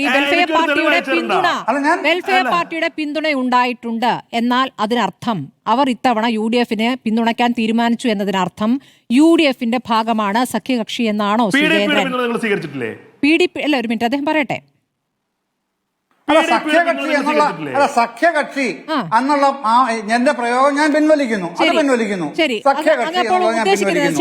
വെൽഫെയർ പാർട്ടി ഞങ്ങൾ പൊതുവാണെന്ന് പ്രതിപക്ഷ നേതാവ് പറഞ്ഞതാണല്ലോ. ശ്രീജേന്ദ്രൻ ഈ പറയുന്ന ജമാഅത്തെ ഇസ്ലാമിയുടെ പിന്തുണ CPM സ്വീകരിക്കുമ്പോൾ അത് വർഗീയമായ വോട്ടല്ല, അത് UDF-ന് ചെയ്യുമ്പോൾ അത് വർഗീയമായ വോട്ടായി എങ്ങനെ മാറുന്നു ശ്രീജേന്ദ്രൻ? ഈ തുലവും തുച്ഛമായ ജമാഅത്തെ ഇസ്ലാമിയെ ഇങ്ങനെ നാഴികയ്ക്ക് 40 വട്ടം അത് പറഞ്ഞുകൊണ്ടിരിക്കുന്നത് എന്ത് തരത്തിൽ, എന്ത് ഉദ്ദേശത്തിലാണ് ശ്രീജേന്ദ്രൻ? അല്ല, അത് ആ നിലക്കേ അല്ല. പെട്ടെന്ന് ഞാൻ പറയാം. ജമാഅത്തെ ഇസ്ലാമി തെരഞ്ഞെടുപ്പിൽ പങ്കെടുക്കരുത് എന്ന നിലപാടുള്ള ഒരു പ്രസ്ഥാനമായിരുന്നു മുൻപ്. ആയിക്കോട്ടെ. പക്ഷേ പിന്നെ ഈ 21-ാം നൂറ്റാണ്ടിൽ 21-ാം നൂറ്റാണ്ടിൽ ഇഷ്ടമുള്ളവർക്ക് ഇഷ്ടമുള്ള ആൾക്കാർക്ക് വോട്ട് ചെയ്യാം എന്ന നിലപാട് ആദ്യം സ്വീകരിക്കുന്നു. അത് കഴിഞ്ഞ് 2011-ലാണ് ജമാഅത്തെ ഇസ്ലാമിയുടെ നേതൃത്വത്തിൽ വെൽഫെയർ പാർട്ടി രൂപീകരിക്കുന്നത്. വെൽഫെയർ പാർട്ടി രൂപീകരിച്ചതിനുള്ള നിലപാടുകൾ എത്രത്തോളം പൊളിറ്റിസൈസ് ചെയ്തു എന്നുള്ളത് ഓരോ ഇലക്ഷനും എല്ലാവർക്കും കാണുന്നതാണ്. ആർക്കായിരുന്നു അവരുടെ പിന്തുണ ഉണ്ടായിരുന്നത്? വെൽഫെയർ പാർട്ടി ഏതെങ്കിലും ഘട്ടത്തിൽ 2015 ശേഷം വെൽഫെയർ പാർട്ടി ഉണ്ടായതിനു ശേഷം LDF-നെ പിന്തുണച്ചിട്ടുണ്ടോ? ഉണ്ടെങ്കിൽ താങ്കൾ പറഞ്ഞോളൂ. വെൽഫെയർ പാർട്ടി ആകുമ്പോഴേ പ്രശ്നമുള്ളൂ. ജമാഅത്തെ ഇസ്ലാമിയായിട്ട് വോട്ട് ചെയ്താൽ കുഴപ്പമില്ല അല്ലേ? അല്ല, അവരുടെ ഞാൻ പറഞ്ഞില്ല, അവർ തെരഞ്ഞെടുപ്പിൽ വോട്ടേ ചെയ്യണം തീരുമാനിച്ചിരുന്നവരാണ്. പിന്നീടാണ് ഈ നൂറ്റാണ്ടിൽ ഇഷ്ടമുള്ളവർക്ക് വോട്ട് ചെയ്തോളൂ എന്ന നിലപാട് സ്വീകരിക്കുന്നത്. ശരി, ജനാധിപത്യ സംവിധാനത്തിൽ ഈ രാഷ്ട്രീയത്തിലൊന്നും ഇടപെടേണ്ട എന്നൊരു നിലപാടെടുത്ത ഒരു സംവിധാനം ഇനി അങ്ങനെയല്ല, നമുക്ക് ഈ വോട്ട് ചെയ്യുന്നതിലേക്ക് എത്താം, അല്ലെങ്കിൽ തെരഞ്ഞെടുപ്പുമായി ബന്ധപ്പെട്ട് പ്രവർത്തിക്കാം എന്ന രൂപത്തിലേക്ക് വരികയാണെങ്കിൽ, ഈ പറയുന്ന മതരാഷ്ട്രവാദം മാറ്റിവെക്കുന്നു എന്ന നിലപാടിലേക്ക് വരികയാണെങ്കിൽ അതിനെ സ്വാഗതം ചെയ്യല്ലേ വേണ്ടത്? അതൊക്കെ ഡിബേറ്റിംഗ് ഇഷ്യൂസ് ആണ്. അങ്ങനെയൊന്നും സംഭവിച്ചിട്ടില്ലല്ലോ. ശരി, അങ്ങനെ സംഭവിച്ചിട്ടില്ലെങ്കിലും അങ്ങനെ ആയിരിക്കുമ്പോൾ തന്നെ സ്വീകരിച്ച പിന്തുണയും പ്രതികരണങ്ങൾ പോവുക എന്ന് ഏതാണ്ട് വ്യക്തമാണ്. ലീഗ് ഇക്കാര്യത്തിൽ ഇനിയും മറുപടി പറഞ്ഞു മുന്നോട്ട് പോകാനാണോ തീരുമാനിക്കാറ്? പല ഘട്ടങ്ങളിലും പ്രതികരിക്കാതെ നിൽക്കാറുണ്ട്. ഇനി അങ്ങനെയാണോ ഇനി മുന്നോട്ടുള്ള തീരുമാനം? അല്ല, ഞങ്ങൾ കഴിയുന്നതും ഇത്തരം ചർച്ചകളിൽ നിന്ന് മാറി നിൽക്കുകയാണ്. ഇപ്പോൾ കഴിഞ്ഞ ദിവസം ഇന്നലൊക്കെ ഞങ്ങൾ ചർച്ചയ്ക്ക് വിളിച്ചിട്ട് ഞങ്ങൾ വന്നില്ല. എനിക്ക് താല്പര്യമില്ലത്. എന്തിനാണിത് ഇങ്ങനെയുള്ളൊരു സംവാദം? ഈ കേരളത്തിൻ്റെ രാഷ്ട്രീയ പരിസരം ഇത്രക്ക് ഈ മതവും വെറുപ്പും വർഗീയതയും കൊണ്ടുപോയി കുത്തി നടക്കുന്നത് ഇതുവരെ സംഘപരിവാർ മാത്രമായിരുന്നു. അവരോടൊപ്പം കേരളത്തിലെ ഏറ്റവും വലിയ ഒരു CPM-നെ പോലുള്ള ഈ ഒരു ഇടതുപക്ഷ പ്രസ്ഥാനം വന്നതിൽ ഒരു വ്യസനവും ഖേദമാണുള്ളത്. പൊട്ടിത്തെറിക്കാനല്ല തോന്നുന്നത്, പൊട്ടിക്കരയാനാണ് ഞങ്ങൾക്ക് തോന്നുന്നത്. ഇത്ര ക്രൂരമായ ഒരു സമീപനം ഒരു സമുദായത്തോട് എടുക്കാൻ മാത്രം CPM എന്ത് സ്ട്രാറ്റജിയാണ് അടുത്ത തെരഞ്ഞെടുപ്പിലേക്ക് കണ്ടുവെക്കുന്നത് മനസ്സിലാകുന്നില്ല. ഇപ്പോൾ കഴിഞ്ഞ ലോക്കൽ ബോഡി ഇലക്ഷനിൽ നമ്മൾ കണ്ടു ആ സ്ട്രാറ്റജി എന്താണെന്നുള്ളത്. UDF വിജയിക്കുകയും BJP 2ാം സ്ഥാനത്തെത്തുകയും ചെയ്യുന്ന വാർഡുകളിൽ, ഡിവിഷനുകളിൽ ഡീലിമിറ്റേഷൻ നടത്താനുള്ള അധികാരം BJP താല്പര്യത്തിന് അനുസൃതമാക്കുക. ഇതായിരുന്നു ഈ ഹൊസബുള്ള MR അജിത് കുമാർ ഡീല്. മനസ്സിലാക്കണം. അതായത് ഈ ഡീലിൽ BJPക്ക് ഗുണമുണ്ടായാൽ CPM-ന് അതിനേക്കാൾ ഏറെ ഗുണമുണ്ടാണ്. വളരെ ബുദ്ധിപരമായിരുന്നു. അതുകൊണ്ടാണ് പഴയ DGP സെൻകുമാർ അദ്ദേഹം ഒരു വീഡിയോ ഇട്ടിരിക്കുന്നു. ആ വീഡിയോയിൽ പറഞ്ഞിരിക്കുന്നത് തിരുവനന്തപുരം BJP പിടിച്ചതും കോഴിക്കോട്ട് ഇരട്ടി സീറ്റ് വർദ്ധിപ്പിക്കാൻ സാധിച്ചതും BJP-ൻ്റെ രാഷ്ട്രീയ മുന്നേറ്റം കൊണ്ടല്ല, ഡീലിമിറ്റേഷൻ BJPക്ക് അനുകൂലമായതാണ്. ഡീലിമിറ്റേഷൻ ചെയ്യുന്നത് ആരാണ്? കേരളത്തിലെ LSTD മന്ത്രാലയമാണ്, തദ്ദേശ സ്വയംഭരണ വകുപ്പാണ്, അതിൻ്റെ മേധാവികളാണ്. കോഴിക്കോട് കോർപ്പറേഷൻ നമ്മൾ കണ്ടു. UDF 1ാം സ്ഥാനത്ത്, BJP 2ാം സ്ഥാനത്ത്. നിൽക്കുന്ന 7 മണ്ഡലങ്ങളെ തിരഞ്ഞെടുത്തു. എന്നിട്ട് അതിൻ്റെ കുറച്ച് UDF വോട്ട് എടുത്തിട്ട് എയറിലേക്ക് ഇട്ടു. സ്വാഭാവികമായും 2ാം സ്ഥാനത്തുള്ള BJP ജയിച്ചു വന്നു. അപ്പോൾ BJPക്ക് 7 സീറ്റ് കൂടി. BJPക്ക് അനുകൂലമായി ഡീലിമിറ്റേഷൻ ചെയ്തിട്ടില്ലായിരുന്നുവെങ്കിൽ UDF ജയിക്കും. UDF ജയിച്ചാൽ കോഴിക്കോട് കോർപ്പറേഷൻ്റെ ഭരണം കിട്ടില്ല. അപ്പോൾ BJPക്ക് ഒരു 7 ആളെ കൂടുതൽ ഉണ്ടാക്കി കൊടുത്താൽ അവിടെ ഭരണം നിലനിർത്താൻ സാധിക്കും. ബുദ്ധിപരമായ ഒരു ലൈനാണിത്. ഈ ലൈനാണ് അടുത്ത അസംബ്ലിയിൽ പരീക്ഷിക്കാൻ പോകുന്നത്. കുറച്ച് ഒരു 5000-നും 6000-ൻ്റെ ഉള്ളിൽ വോട്ടിൽ ജയിക്കുന്ന കോൺഗ്രസ്സുകാർ ജയിക്കുന്ന മധ്യമേഖലയിൽ അതിൽ നിന്ന് 2000-3000 വോട്ട് വെള്ളാപ്പള്ളിയെ കൊണ്ടും മറ്റും ഈ മുസ്ലിം സമുദായത്തിനെ തെറി അറിയിച്ചാൽ അതൊന്ന് BJPയിലേക്ക് പോയി കിട്ടും. BJP പോയി കിട്ടിയാൽ BJP ജയിക്കുമോ? BJPക്ക് ജയിക്കാനുള്ള വോട്ടൊന്നും പോകില്ല എന്ന് അവർക്കറിയാം. കോൺഗ്രസ് അവിടെ തോൽക്കും. അതായത് UDFൻ്റെ എണ്ണം കുറയും. UDFും LDFും തമ്മിലുള്ള വ്യത്യാസം എന്താ അറിയോ? ഇപ്പം നിയമം ശിവൻകുട്ടിയും ഇവരും തമ്മിൽ മത്സരം ഉണ്ടായി അല്ലേ, BJPയും തമ്മിൽ. എന്താ സംഭവിച്ചത്? K മുരളീധരനെ അവിടെ കൊണ്ടുപോയി നിർത്തി. എന്തിന്? കുമ്മനം രാജശേഖർ ജയിക്കാതിരിക്കാൻ. ഇതേമാതിരി ഒരു സാക്രിഫൈഷൻ CPM ചെയ്യൂല. കാരണം സത്യത്തിൽ UDF ചിന്തിക്കേണ്ടത് CPMൻ്റെ എണ്ണം കുറയാനാണ്. BJP 1-2 ഉണ്ടായിക്കോട്ടെ എന്ന് കരുതണം. അതാണ് രാഷ്ട്രീയം. പക്ഷേ കേവല രാഷ്ട്രീയ അപ്പുറത്തേക്ക് BJP ഈ മണ്ണിൽ വേരൂന്നിയാൽ സ്റ്റേറ്റിന് അതുകൊണ്ടുണ്ടാകുന്ന ദോഷം മനസ്സിലാക്കിയ UDF പ്രവർത്തിക്കുന്നത്. എന്നാൽ CPM അങ്ങനെയല്ല. BJPക്ക് ഒരു 10-15 MLA-മാരുണ്ടായി ഒരു കുഴപ്പം വരാൻ പോകില്ല. അതുവഴി ഒരു 15 MLA-മാരെ BJPക്ക് ഉണ്ടാക്കി കൊടുക്കുമ്പോൾ സുഖമായി CPMന് ഒരിക്കൽ കൂടി ജയിക്കാനുള്ള വഴി തെളിയും. അധികാരത്തിൻ്റെ മത്ത് പിടിച്ച CPMലെ ഈ വർഗം ഈ നാടിനെ കുരുതിക്കുളാക്കാൻ പോവുകയാണ്. ഹിന്ദു വെൽഫെയർ ഒന്നല്ല ഇവിടെ, മുസ്ലിം വിദ്വേഷമാണ്. അതാണ് മുസ്ലിം വിദ്വേഷം പറഞ്ഞാൽ ഹിന്ദു വോട്ട് കിട്ടുമെന്ന ഒരു തന്ത്രം അത് BJP ഉണ്ടാക്കി കൊടുത്തതാണ്. ഹിന്ദു വെൽഫെയർ നടത്തിക്കൊണ്ട് ഹിന്ദു വോട്ടുകൾ ആകർഷിക്കട്ടെ, അതിന് ഇവർ തയ്യാറുണ്ടോ? എന്തെങ്കിലും ഒരു വെൽഫെയർ പാവപ്പെട്ട ഹിന്ദുവിന് എന്തെങ്കിലും ഒരു ക്ഷേമ പദ്ധതി ഇവർ പ്രഖ്യാപിക്കാൻ തയ്യാറുണ്ടോ? ഇല്ല. മുസ്ലിമിന് തെറി പറയാനാണ് ബജറ്റിൽ പൈസ ആളുകൾ ഇറക്കി വിടുകയാണ്. ഇത് എവിടേക്ക് വന്നു എന്നുള്ളതാണ് പ്രശ്നമായത്. അല്ല, ഇവർക്ക് ഇതിനോടൊക്കെ പുച്ഛല്ലേ? ഞാൻ ഒരൊറ്റ കാര്യം പറയാൻ നിർത്താം. ഞാൻ ഇൻസ്റ്റാഗ്രാമിലൊരു വീഡിയോ കണ്ടു. ഈ DYFIൻ്റെ എല്ലാ പ്രൊഫൈലും പ്രചരിപ്പിക്കുന്നതാണ്. അതായത് ഒരു ഭാര്യയുടെ മോതിരം മോഷണം പോയി. ഭർത്താവ് വീട്ടിൽ കയറി ചെല്ലുമ്പോൾ ഭാര്യ കരയാണ്. അപ്പോൾ ചോദിച്ചു, നീ എന്തിനാ കരയണ്? എൻ്റെ മോതിരം പോയി. അതെവിടെ നോക്ക്, ഒന്ന് തിരഞ്ഞു നോക്ക്, കാണുന്നതാണ്. ഞാൻ എല്ലായിടത്തും തിരഞ്ഞു, എവിടെയും ഇല്ല. എന്നാൽ പിന്നെ എന്ത് ചെയ്യാനാ? അപ്പോൾ ഭർത്താവിനോട് ഭാര്യ ചോദിക്കും, നിങ്ങൾക്ക് ഒരു സങ്കടമില്ലേ? അറ്റ്ലീസ്റ്റ് ദൈവത്തോടൊന്ന് എൻ്റെ മോതിരം കിട്ടാൻ പ്രാർത്ഥിക്കുകയെങ്കിലും നിങ്ങൾ ചെയ്തുകൂടെ? ഉടനെ ഭർത്താവ് പറയാം, ദൈവത്തിൻ്റെ 450 കിലോ സ്വർണം പോയിരിക്കുക, പിന്നെ തൻ്റെ മോതിരം. ഒറ്റയടിക്ക് ഈ ഇൻസ്റ്റാഗ്രാം റീൽ കണ്ടാൽ നമുക്ക് ചിരി വരും. പക്ഷേ അതിൻ്റെ അകത്ത് ഒളിഞ്ഞു കിടക്കുന്നത് ഒരു നാസ്തികതയുണ്ട്, ഒരു ദൈവത്തിനെ നിന്ദിക്കലുണ്ട്. അതാരും മനസ്സിലാക്കുന്നില്ല. ഇവിടെ അത്യന്തം അപകടകരമായ ശബരിമല വെച്ച് CPMും അവരുടെ എല്ലാ DYFIയും നടത്തുന്ന വളരെ വിശ്വാസികളെ നിന്ദിക്കുന്ന ഒരുപാട് അജണ്ടകൾ ഇതിനകത്തുണ്ട്. പെട്ടെന്ന് കണ്ടാൽ നമുക്കും ചിരിക്കാൻ തോന്നും. ഒരു തലമുറയോടുള്ള ഒരു സംവാദനമാണിത്. എത്രയെ പോയി കിടക്കുന്ന കൈ കണക്കുണ്ടോ? എത്ര ആൾക്കാരെ ജയിലിൽ കിടക്കുന്നു? പാർട്ടിയുടെ ഉത്തരവാദപ്പെട്ടവർ ഉള്ളിക്കിടക്കുകയാണ്, ജയിലിൽ കിടക്കുകയാണ്. എന്തെങ്കിലും നടപടി എടുക്കണ്ടോ?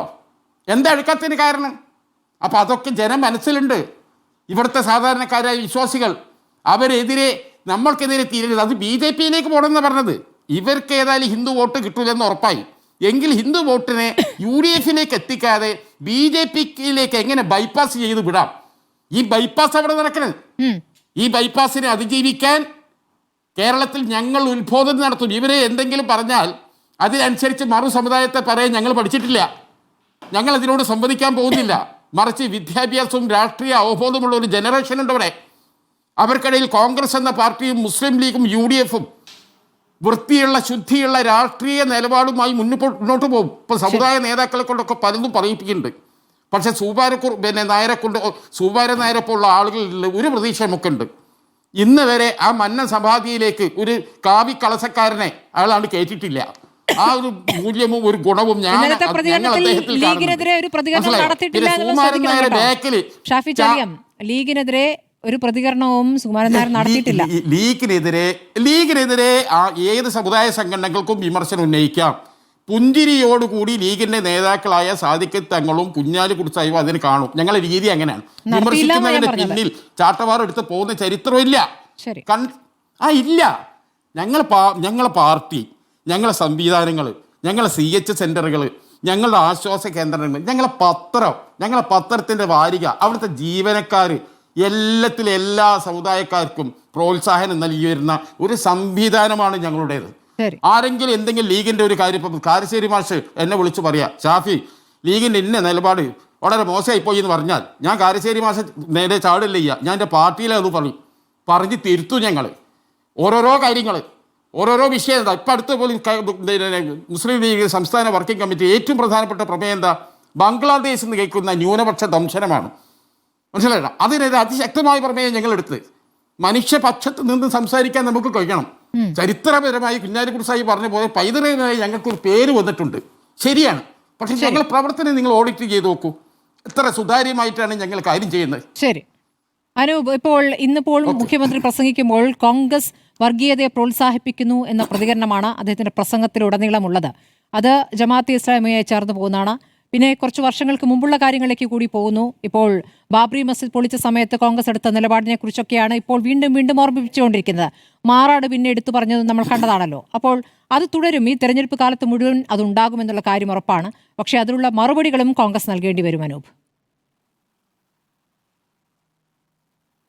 അല്ല, അതിനു മുമ്പ് ഇപ്പോൾ ജയേന്ദ്രൻ സാറിൻ്റെ ഒക്കെ വലിയ പരാതി സംഘി ചെറിയാനെ ഞാൻ സംഘി ചെറിയാനെന്ന് വിളിച്ചു എന്നുള്ളതാണ്. അങ്ങനെ തന്നെ അഡ്രസ് ചെയ്യണമെന്ന് എനിക്ക് നിർബന്ധമുണ്ടെന്ന്. എന്താ കാരണം എന്നറിയോ? കുറച്ച് ദിവസങ്ങൾക്ക് മുമ്പ് വരെ CPM സഹയാത്രികനായി ഇവിടെ വന്നിരുന്നൊരു മാന്യദേഹം റജു ലൂക്കോസ്, അദ്ദേഹത്തെ ഇപ്പോൾ പല CPM ഹാൻഡിലുകളും വിമർശിക്കുന്നുണ്ട്. പക്ഷേ അദ്ദേഹം CPM സഹയാത്രികനായിരുന്ന സമയത്ത് വഖഫ് ബില്ലിൻ്റെ കാര്യത്തിലൊക്കെ എടുത്ത നിലപാട് അന്ന് ഒറ്റ CPM-കാരനും അദ്ദേഹത്തെ വിമർശിച്ചിട്ടില്ല. അതേ സ്ഥിതിയിലേക്കാണ് ഈ സംഘി ചെറിയാനും പോകുന്നത്. കേരളത്തിൽ നിന്നൊരു മുൻ MLA രാജേന്ദ്രൻ ഇപ്പോൾ സംഘപരിവാറിന്റെ ഭാഗമായെങ്കിൽ ആദ്യമായി പോകാൻ പോകുന്ന ഒരു മുൻ മന്ത്രി എന്നുള്ള തരത്തിലാണ് ഇദ്ദേഹത്തിന്റെ പ്രവർത്തനം. പിന്നെ ഒരു കാര്യം കൂടി ഞാൻ മുസ്ലിം ലീഗുമായി ബന്ധപ്പെട്ട് പറയാം. ഇവിടെ മുസ്ലിം ലീഗുകാരെ സംബന്ധിച്ച് CPM-ന് മുമ്പിൽ മതേതരത്വം തെളിയിക്കേണ്ട ഒരു ആവശ്യമില്ലെന്നേ.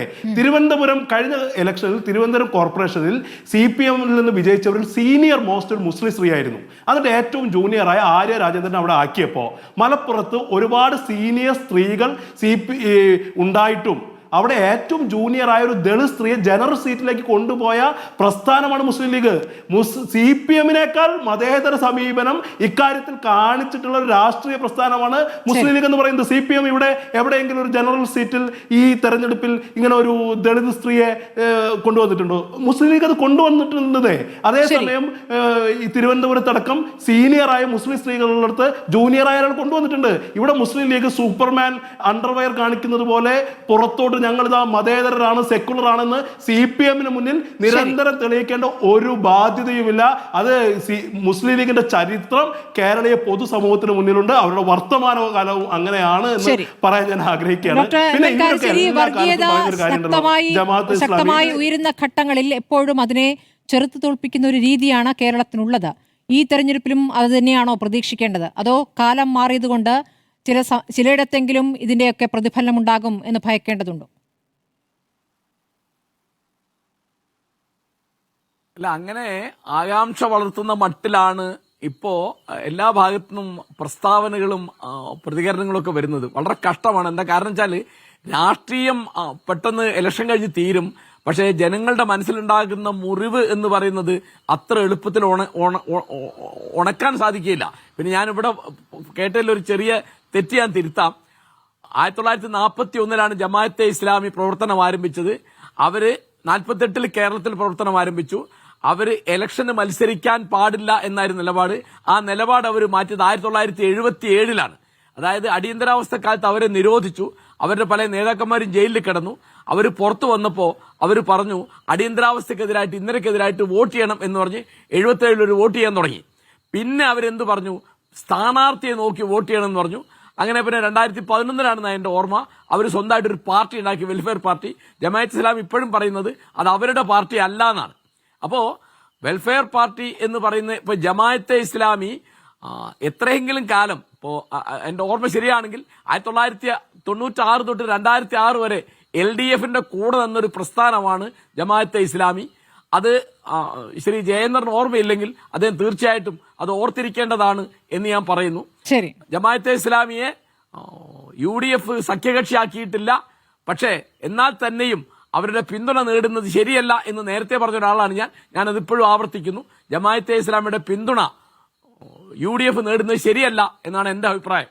ശരി, നമുക്ക് ചർച്ച അവസാനിപ്പിക്കുന്ന സമയമായി. വളരെ നന്ദി Shri VR doctor MN Karassery, Shafi Chaliyam, ഒപ്പം തന്നെ ശ്രീ ജയചന്ദ്രൻ ചർച്ചയിൽ പങ്കെടുത്തതിന്.